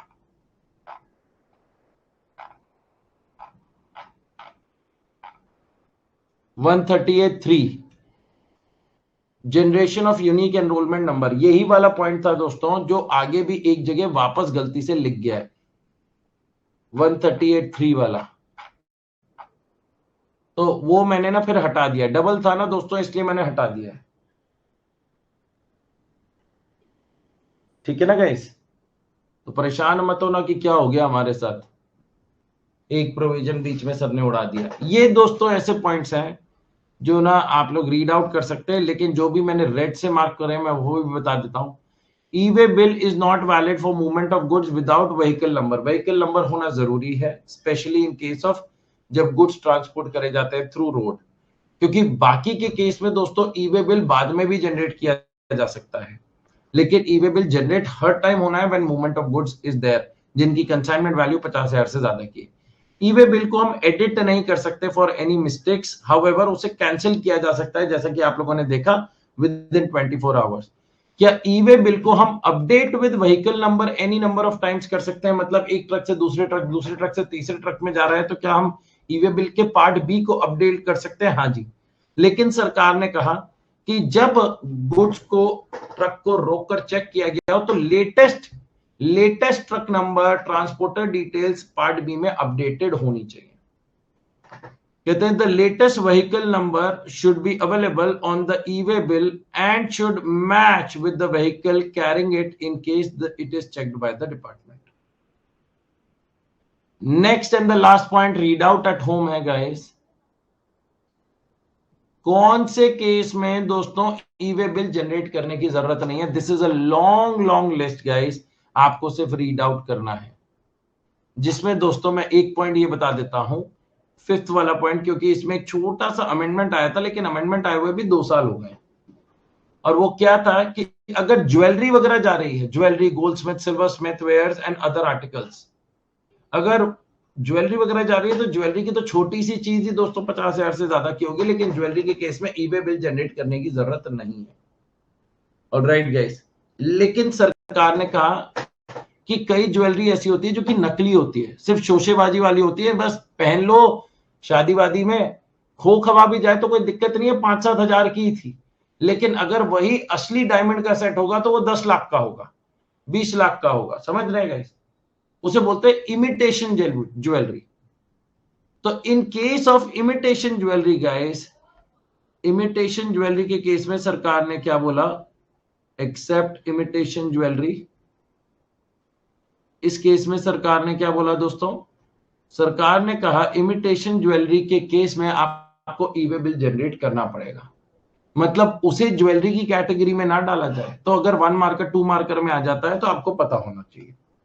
एंड एक पॉइंट और है दोस्तों, जहां पर किलोमीटर्स का लेना देना है, वो है पॉइंट नंबर N। आप लोग देखते हैं दोस्तों, कई बार ट्रक को वे किया जाता है। एक्चुअली जब मेरे फादर बिजनेस करते थे, now he has retired from the business, he has closed down the business. जब मेरे फादर बिजनेस करते थे दोस्तों, तो हमारे फैक्ट्री में मस्टर्ड ऑयल का काम होता था, सरसों के तेल का।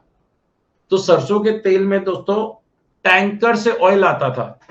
आप लोगों ने देखा होगा दोस्तों, टैंकर जिससे पेट्रोल, डीजल, लिक्विड चीजें को ट्रांसपोर्ट किया जाता है, फिर वो हमारे ब्रांड में पैक होता था दोस्तों, और हम उसे आगे बेचते थे। तो सरकार ने कहा कि ये जो टैंकर को वेट किया जाता है, क्योंकि वे के हिसाब से कि कितना ऑयल है, उस हिसाब से आप पेमेंट करोगे।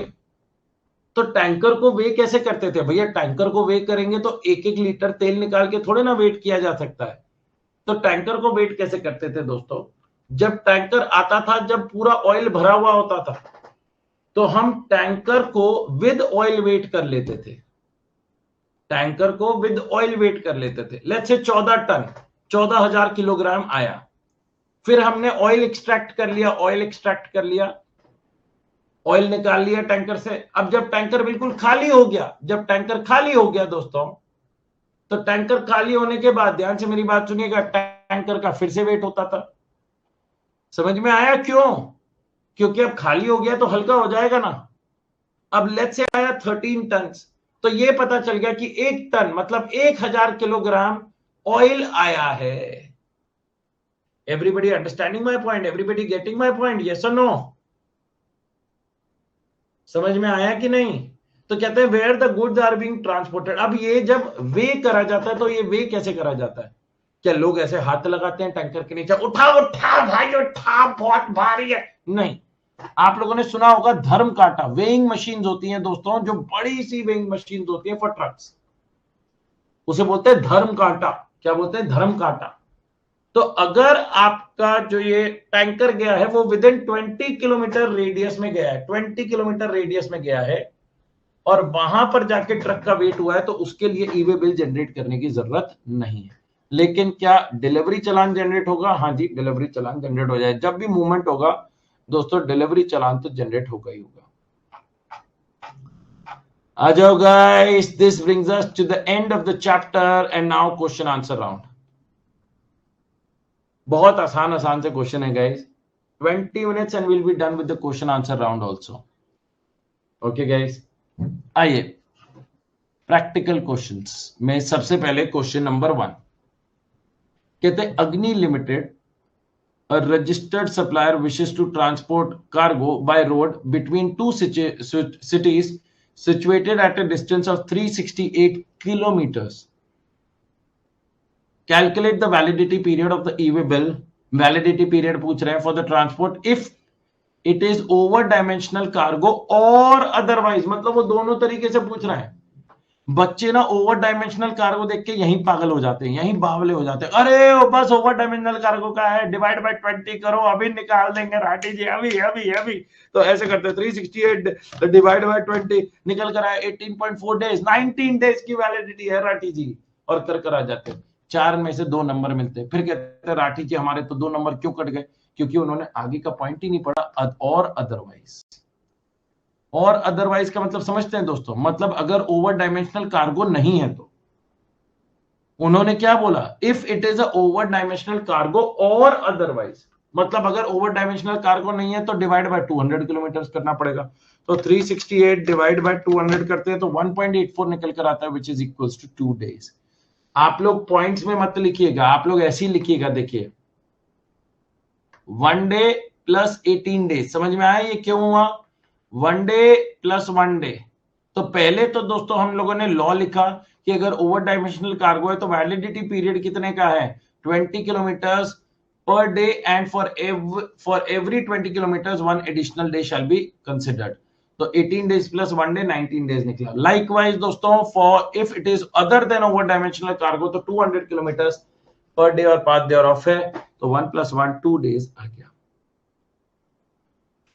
नेक्स्ट गाइस, ये भी अच्छा क्वेश्चन है दोस्तों. आरटीपी नवंबर 2020 ट्रू फॉल्स में ऐसा क्वेश्चन आ सकता है. Discuss the correctness. आपको करेक्टनेस और इनकरेक्ट बताना है. Once generated e way bill can not be cancelled. क्या ई-वे बिल कैंसिल नहीं किया जा सकता? नहीं करा जा सकता है. कितने टाइम के अंदर अंदर? 24 घंटे के अंदर अंदर कैंसिल करा जा सकता है. हाउएवर अगर वेरीफाई किया गया है इन ट्रांजिट तो आप उसे कैंसिल नहीं कर सकते. मतलब ये जो ई-वे बिल यहां पर लिखा हुआ है वो ना पूरा सही है ना पूरा गलत है, तो इसे बोलेंगे पार्शियली करेक्ट. क्या बोलेंगे? Partially correct. कहते हैं the said statement is partially correct. क्योंकि नॉर्मल केस में तो आप 24 के आवर्स के अंदर अंदर कैंसिल कर सकते हो, लेकिन अगर and however an e-way bill cannot be cancelled if it has been verified in transit in accordance with the provisions of rule 138B of the CGST rules. Next, e-way bill generated in one state is valid in another state. हाँ जी, ऐसा थोड़ा ना अगर दिल्ली से भोपाल जाना है तो बीच में फरीदाबाद आएगा तो हरियाणा जी वाले बोलेंगे भैया हमारा भी ई-वे बिल. फिर यूपी आया, आगरा आया, फिर कहते हमारा ई-वे बिल. फिर ग्वालियर आया, एमपी, हमारा ई-वे बिल. ग्वालियर के बाद झांसी आता है, फिर यूपी आ जाता है, हमारा ई-वे बिल. बीच में धौलपुर आता है, राजस्थान, हमारा ई-वे बिल. ऐसे पागल हो जाएंगे ई-वे बिल जनरेट करते करते. तो जो एक ई-वे बिल जनरेट हुआ है वो क्या पूरे देश के लिए है दोस्तों? हाँ जी, वो पूरे देश के लिए है. The said statement is correct. ये गाइस क्वेश्चन बहुत अच्छा है. Question number 3, giving you 3 minutes to do it. In fact take 4 minutes guys, लेकिन क्वेश्चन नंबर बहुत अच्छा है. ये हमारे आखिरी जो कुछ प्रोविजंस थे ना गाइस उसमें से जुड़ा हुआ है. करिए guys.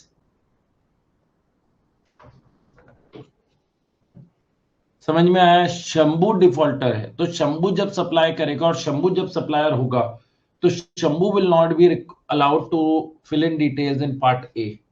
This is what the concept of the entire question is. सरकार ने रेसिपिएंट को रिस्ट्रिक्ट नहीं किया. सरकार ने किसको रिस्ट्रिक्ट किया है दोस्तों? They have restricted the defaulting supplier to fill in details in part A. हाँ जी गाइस, क्लियर हुआ? अजय भाई, ये दोस्तों इजी क्वेश्चन है. मेरे को एक एक्चुअली क्वेश्चन जो बताना है. सस्पेंडेड जीएसटीआईएन आपने आईटीसी ज्यादा अवेल कर लिया या फॉर एनी रीजन आपने provision of the GST law का उल्लंघन किया तो आपका सर्टिफिकेट सस्पेंड कर दिया जाएगा। अगर आपका सस्पेंड कर दिया गया, you will not be allowed to fill in details and party. ये देखो वो 50 किलोमीटर वाला आया, 6 months था वो। देयर आर मेनी सिनेरियो जहां पर registration certificate suo motu suspend किया जा सकता है बाय द प्रॉपर ऑफिसर। अब ये देखो, ये वो वाला क्वेश्चन आया दोस्तों। It is mandatory to furnish the details in part B of e-way bill. Comment on the validity of the above statement. No. Part B में वैसे तो मैंडेटरी होता है, लेकिन देयर आर सर्टेन सिनेरियोज जहां पर पार्ट बी में आपको डिटेल्स डालने की जरूरत नहीं होती है। और वो क्या है दोस्तों? अगर सप्लायर के प्लेस से ट्रांसपोर्टर के प्लेस तक जा रहा है within the same state, and transporter के प्लेस से रेसिपिएंट के प्लेस तक जा रहा है within the same state, and the distance is within 50 kilometer radius, so in that case details in part B is not required. Details in part B is not required. याद आ रहा है दोस्तों? याद आ रहा है? 50 kilometers वाला, from the place of business of the consignor to the place of business of the transporter for further transportation, या from the place of business of the transporter to the place of business of the consignee. Question number 8 में दोस्तों, ये अभी तक PYQ में नहीं आया, लेकिन इतनी बार एमटीपीज वगैरह में पूछ लिया गया। आईसीएस स्टडी मटेरियल, एमटीपी नवंबर 23, एमटीपी जनवरी 23, एमटीपी सितंबर 25, एमटीपी जनवरी 25, सितंबर 25। कहते हैं explain the meaning of consignment value of goods. हाँ जी गाइस, कंसाइनमेंट वैल्यू में क्या क्या आता है, उससे आपसे डायरेक्टली थ्योरेटिकल क्वेश्चन पूछा गया है। What do you mean by consignment value? कहते हैं sir, the value determined in accordance to provisions of section 15 declared in an invoice, bill of supply या delivery challan which includes taxes। लेकिन आप सिर्फ ऐसे मत लिख कर आना include taxes, includes central tax, state and union territory tax, integrated tax। ऐसे ये थोड़ा ना अच्छा दिखाता है। आप लिख कर आओगे एंड इंक्लूड्स टैक्सेस, और सजेस्टेड आंसर में लिखा होगा ऐसे सेंट्रल टैक्स, स्टेट टैक्स, तो आपका जो आंसर है, मैं ये नहीं कहूंगा गलत है, लेकिन अप्रोप्रिएट, या मैं ये नहीं बोलूंगा पूरी तरीके से कंप्लीट है। तो सामने वाला ना 1 नंबर काट लेता है। And shall exclude the value of exempt supply of goods where the invoice is issued in respect of both goods, both exempt and taxable supply of goods. Question number 9 करिए guys, ये आपका PYQ जनवरी 2021 का आया हुआ question है guys. ये आपका दोस्तों कंसाइनमेंट वैल्यू निकालने वाला क्वेश्चन है। आपको पता है अगर कंसाइनमेंट वैल्यू 50,000 तक की, एग्जैक्टली 50,000 है, तो ई-वे बिल जनरेट करने की जरूरत नहीं है। It is when it is more than 50,000 you will have to generate e way bill. तो इसमें 2 केसेस है, 2 मिनट्स या 1.5 minutes each for the 2 cases. तो 3 मिनट के अंदर अंदर ये वाला क्वेश्चन करिए। समझ में आ गया गाइस? पहले वाले केस में 50,740 एंड दूसरे वाले केस में 44,800, बिल्कुल सही सिद्धांत। तो पहले वाले केस में ई-वे बिल जनरेट करना पड़ेगा because the consignment value is more than 50,000 rupees, और दूसरे वाले केस में ई-वे बिल मैंडेटरी जनरेट करने की जरूरत नहीं है, आप चाहो तो कर दो। दूसरे वाले केस में because the consignment value is less than 50,000 rupees.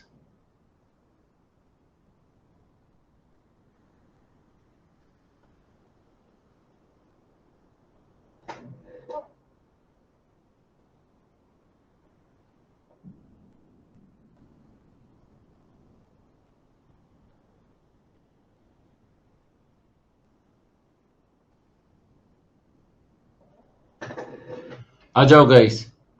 As per rule 138(1) of the CGST rules, a registered person is mandatorily required to generate e-way bill if he causes movement of goods of consignment value exceeding 50,000 रुपए in relation to a supply।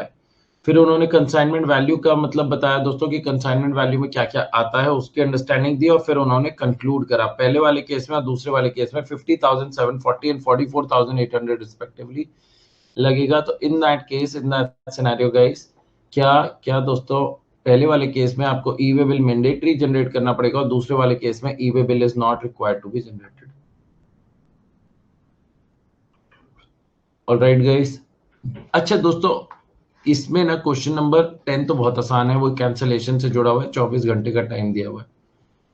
Transshipment का मतलब समझते हैं दोस्तों? Transshipment मतलब दोस्तों एक truck से दूसरे ट्रक में सामान जा रहा है, मल्टीपल व्हीकल्स, उसे बोलते हैं ट्रांसशिपमेंट। उसे क्या बोलते हैं दोस्तों? ट्रांसशिपमेंट। तो क्या वो करा जा सकता है? हाँ जी, जिसमें अपन पार्ट बी में डिटेल्स को अपडेट कर देते हैं। अब दोस्तों ये वाला क्वेश्चन बहुत अच्छा आया, और ऐसा क्वेश्चन बन सकता है दोस्तों। मैं हूंगा तो ऐसा क्वेश्चन दूंगा, थोड़ा सा ट्रिकी भी है। Dhananjay Associates registered in Gujarat deals in industrial grade iron and steel products. The proprietor of Dhananjay Associate sold TMT iron bars, GST जिस पर एप्लीकेबल है, @ 18% to a retailer in Maharashtra for 40,000 excluding GST, मतलब 18,000 का जीएसटी लगना है। अब देखिएगा यहां पर हालात जज्बात पल भर में बदलने वाले हैं। As per the agreement of sale, goods are to be delivered at the premises of the retailer. Agreement क्या हुआ है कि भैया हम रिटेलर मतलब रेसिपिएंट के फैक्ट्री तक, उसके दुकान तक, उसके वेयर हाउस तक सामान भिजवाएंगे, जिसके लिए दोस्तों 7,000 रुपए चार्ज करे गए, 7,000 रुपीज चार्ज किया गया है। मतलब ट्रांसपोर्टर ने 7,000 रुपए चार्ज लिए हैं। The transportation cost of 7,000 has been charged separately to deliver the same to the retailer in Maharashtra। अब मुझे बताइए दोस्तों, क्या ये 7,000 रुपए प्रिंसिपल सप्लाई का ही एक हिस्सा है या नहीं है? अगर आप लोगों को याद होगा दोस्तों, हम लोगों ने वैल्यू ऑफ सप्लाई में देखा था कि जो ये फ्रेट चार्जेस होते हैं, अगर एक्स फैक्ट्री बेसिस हो, एक्स फैक्ट्री बेसिस हो मतलब कि भैया हम सामान अपनी फैक्ट्री पर रख जाएंगे, फैक्ट्री के दरवाजे पे, तुम जानो, तुम्हारा सामान जाने, तुम्हारा काम जाने, तुम्हारा ट्रांसपोर्टर जाने। तो in that case transportation, in that case value of supply में ये फ्रेट चार्जेस नहीं जोड़े जाते थे। लेकिन अगर हम सामने वाले से वादा कर देते हैं भैया हम तुम्हारे यहां तक पहुंचाएंगे, तो क्या 7,000 रुपए वैल्यू ऑफ सप्लाई में जुड़ जाते थे? हाँ जी, जिसमें कॉम्पोजिट सप्लाई होता था गुड्स, और ये जो ट्रांसपोर्टेशन होता था ये एंसिलरी होता था। और अगर कॉम्पोजिट सप्लाई में गुड्स का है तो गुड्स की रेट ऑफ जीएसटी लगेगी। तो अब गुड्स की वैल्यू 40,000 नहीं है, अब गुड्स की वैल्यू 47,000, और उस पर 18% लगाकर जोड़े तो 55,460 आता है। एंड क्योंकि 55,460 है, which is more than 50,000, E way bill generate होगा। ई वे बिल जनरेट होगा। देखो पीवाईक्यू नवंबर 2023 का आया हुआ question. When goods are transferred by principal to job worker, there is no need to issue e-way bill। कह रहे चल झूठे। Comment on the validity। Invalid, not valid। क्यों? क्योंकि सर अगर प्रिंसिपल ने जॉब वर्कर को इंटरस्टेट दिया है, इंटरस्टेट दिया है, तो आपको कंपल्सरली ई-वे बिल जनरेट करना पड़ता है, कंपल्सरली। इंटरस्टेट, हाँ इंट्रास्टेट है, अगर इंट्रास्टेट है तो कंसाइनमेंट वैल्यू देखी जाएगी। इंटरस्टेट है, इंटरस्टेट है तो कंपल्सरीली ई-वे बिल जनरेट होगा। लेकिन अगर इंट्रास्टेट है, within the same state है, तो कंसाइनमेंट वैल्यू देखी जाएगी। If the consignment value is up to 50,000 rupees तो ई-वे बिल जनरेट नहीं होगा। If the consignment value is more than 50,000 rupees then e way bill shall be generated. याद आ रहा है दोस्तों ये वाला पॉइंट? हाँ या ना? ये दोस्तों फिर वो एक कैंसिलेशन से, वो जो आपका पार्ट ए में आप डिटेल्स नहीं भर सकते क्योंकि आपने प्रीसीडिंग 2 क्वार्टर से as a composition scheme supplier आपने GST CMP 08 which is known as statement of payment of tax नहीं जमा करवाया है, तो आप जीएसटीआर 1 नहीं भर सकते। और ये देखो मतलब आप part A of GST EWB 01 नहीं भर सकते। फिर पीवाईक्यू जनवरी 2025 में इन्होंने पूछ लिया वो कौन कौन से केसेस हैं, थ्योरेटिकली पूछ लिया कि कौन कौन से केसेस हैं जहां पर हम प्रोहिबिट कर देंगे, रिस्ट्रिक्ट कर देंगे कि आप पार्ट ए में डिटेल्स नहीं पूछ डाल सकते। तो ये वही वाला पॉइंट आ गया एबीसीडी। फिर दोस्तों पीवाईक्यू मई 2025 में इन्होंने पूछ लिया इंस्पेक्शन एंड वेरिफिकेशन से। क्या आपको याद है दोस्तों, अगर इंस्पेक्शन एंड वेरिफिकेशन होता है तो 24 घंटे के अंदर अंदर समरी रिपोर्ट, लेकिन 24 घंटे कब से काउंट करे जाते हैं? जिस दिन गाड़ी को इंस्पेक्ट किया उस दिन को छोड़कर अगले 24 घंटे, है ना गाइस? अगर 11 तारीख को गाड़ी रोकी तो 11 तारीख छोड़ दो, चाहे वो सुबह के 8 बज रहे हो, दिन के 12 बज रहे हो, 4 बज रहे हो या शाम के 8 बज रहे हो, वो दिन छोड़ के अगले दिन 12 तारीख के 12 बजे तक आपको, रात के 12 बजे तक आपको समरी रिपोर्ट, और फिर 12, 13, 14 तारीख के रात के 12 बजे तक आपको फाइनल रिपोर्ट देनी पड़ती है। याद आ रहा है दोस्तों? फिर बोला था कि अगर एक बार फिजिकल वेरिफिकेशन हो गई है तो आगे नहीं रोकी जाएगी, आगे गाड़ी को नहीं रोका जाएगा until unless कोई हमें इंफॉर्मेशन मिलती है, until a specific information relating to evasion of tax liability is obtained by the proper officer. फिर PYQ सितंबर 2025 में देखना, सितंबर 2025 में bill to ship to model से जुड़ा हुआ गया। मतलब इन्होंने एक एक प्रोविजन जो मैंने आपको बताया इंपॉर्टेंट प्रोविजन है उससे जुड़े हुए आपने क्वेश्चन देख लिए।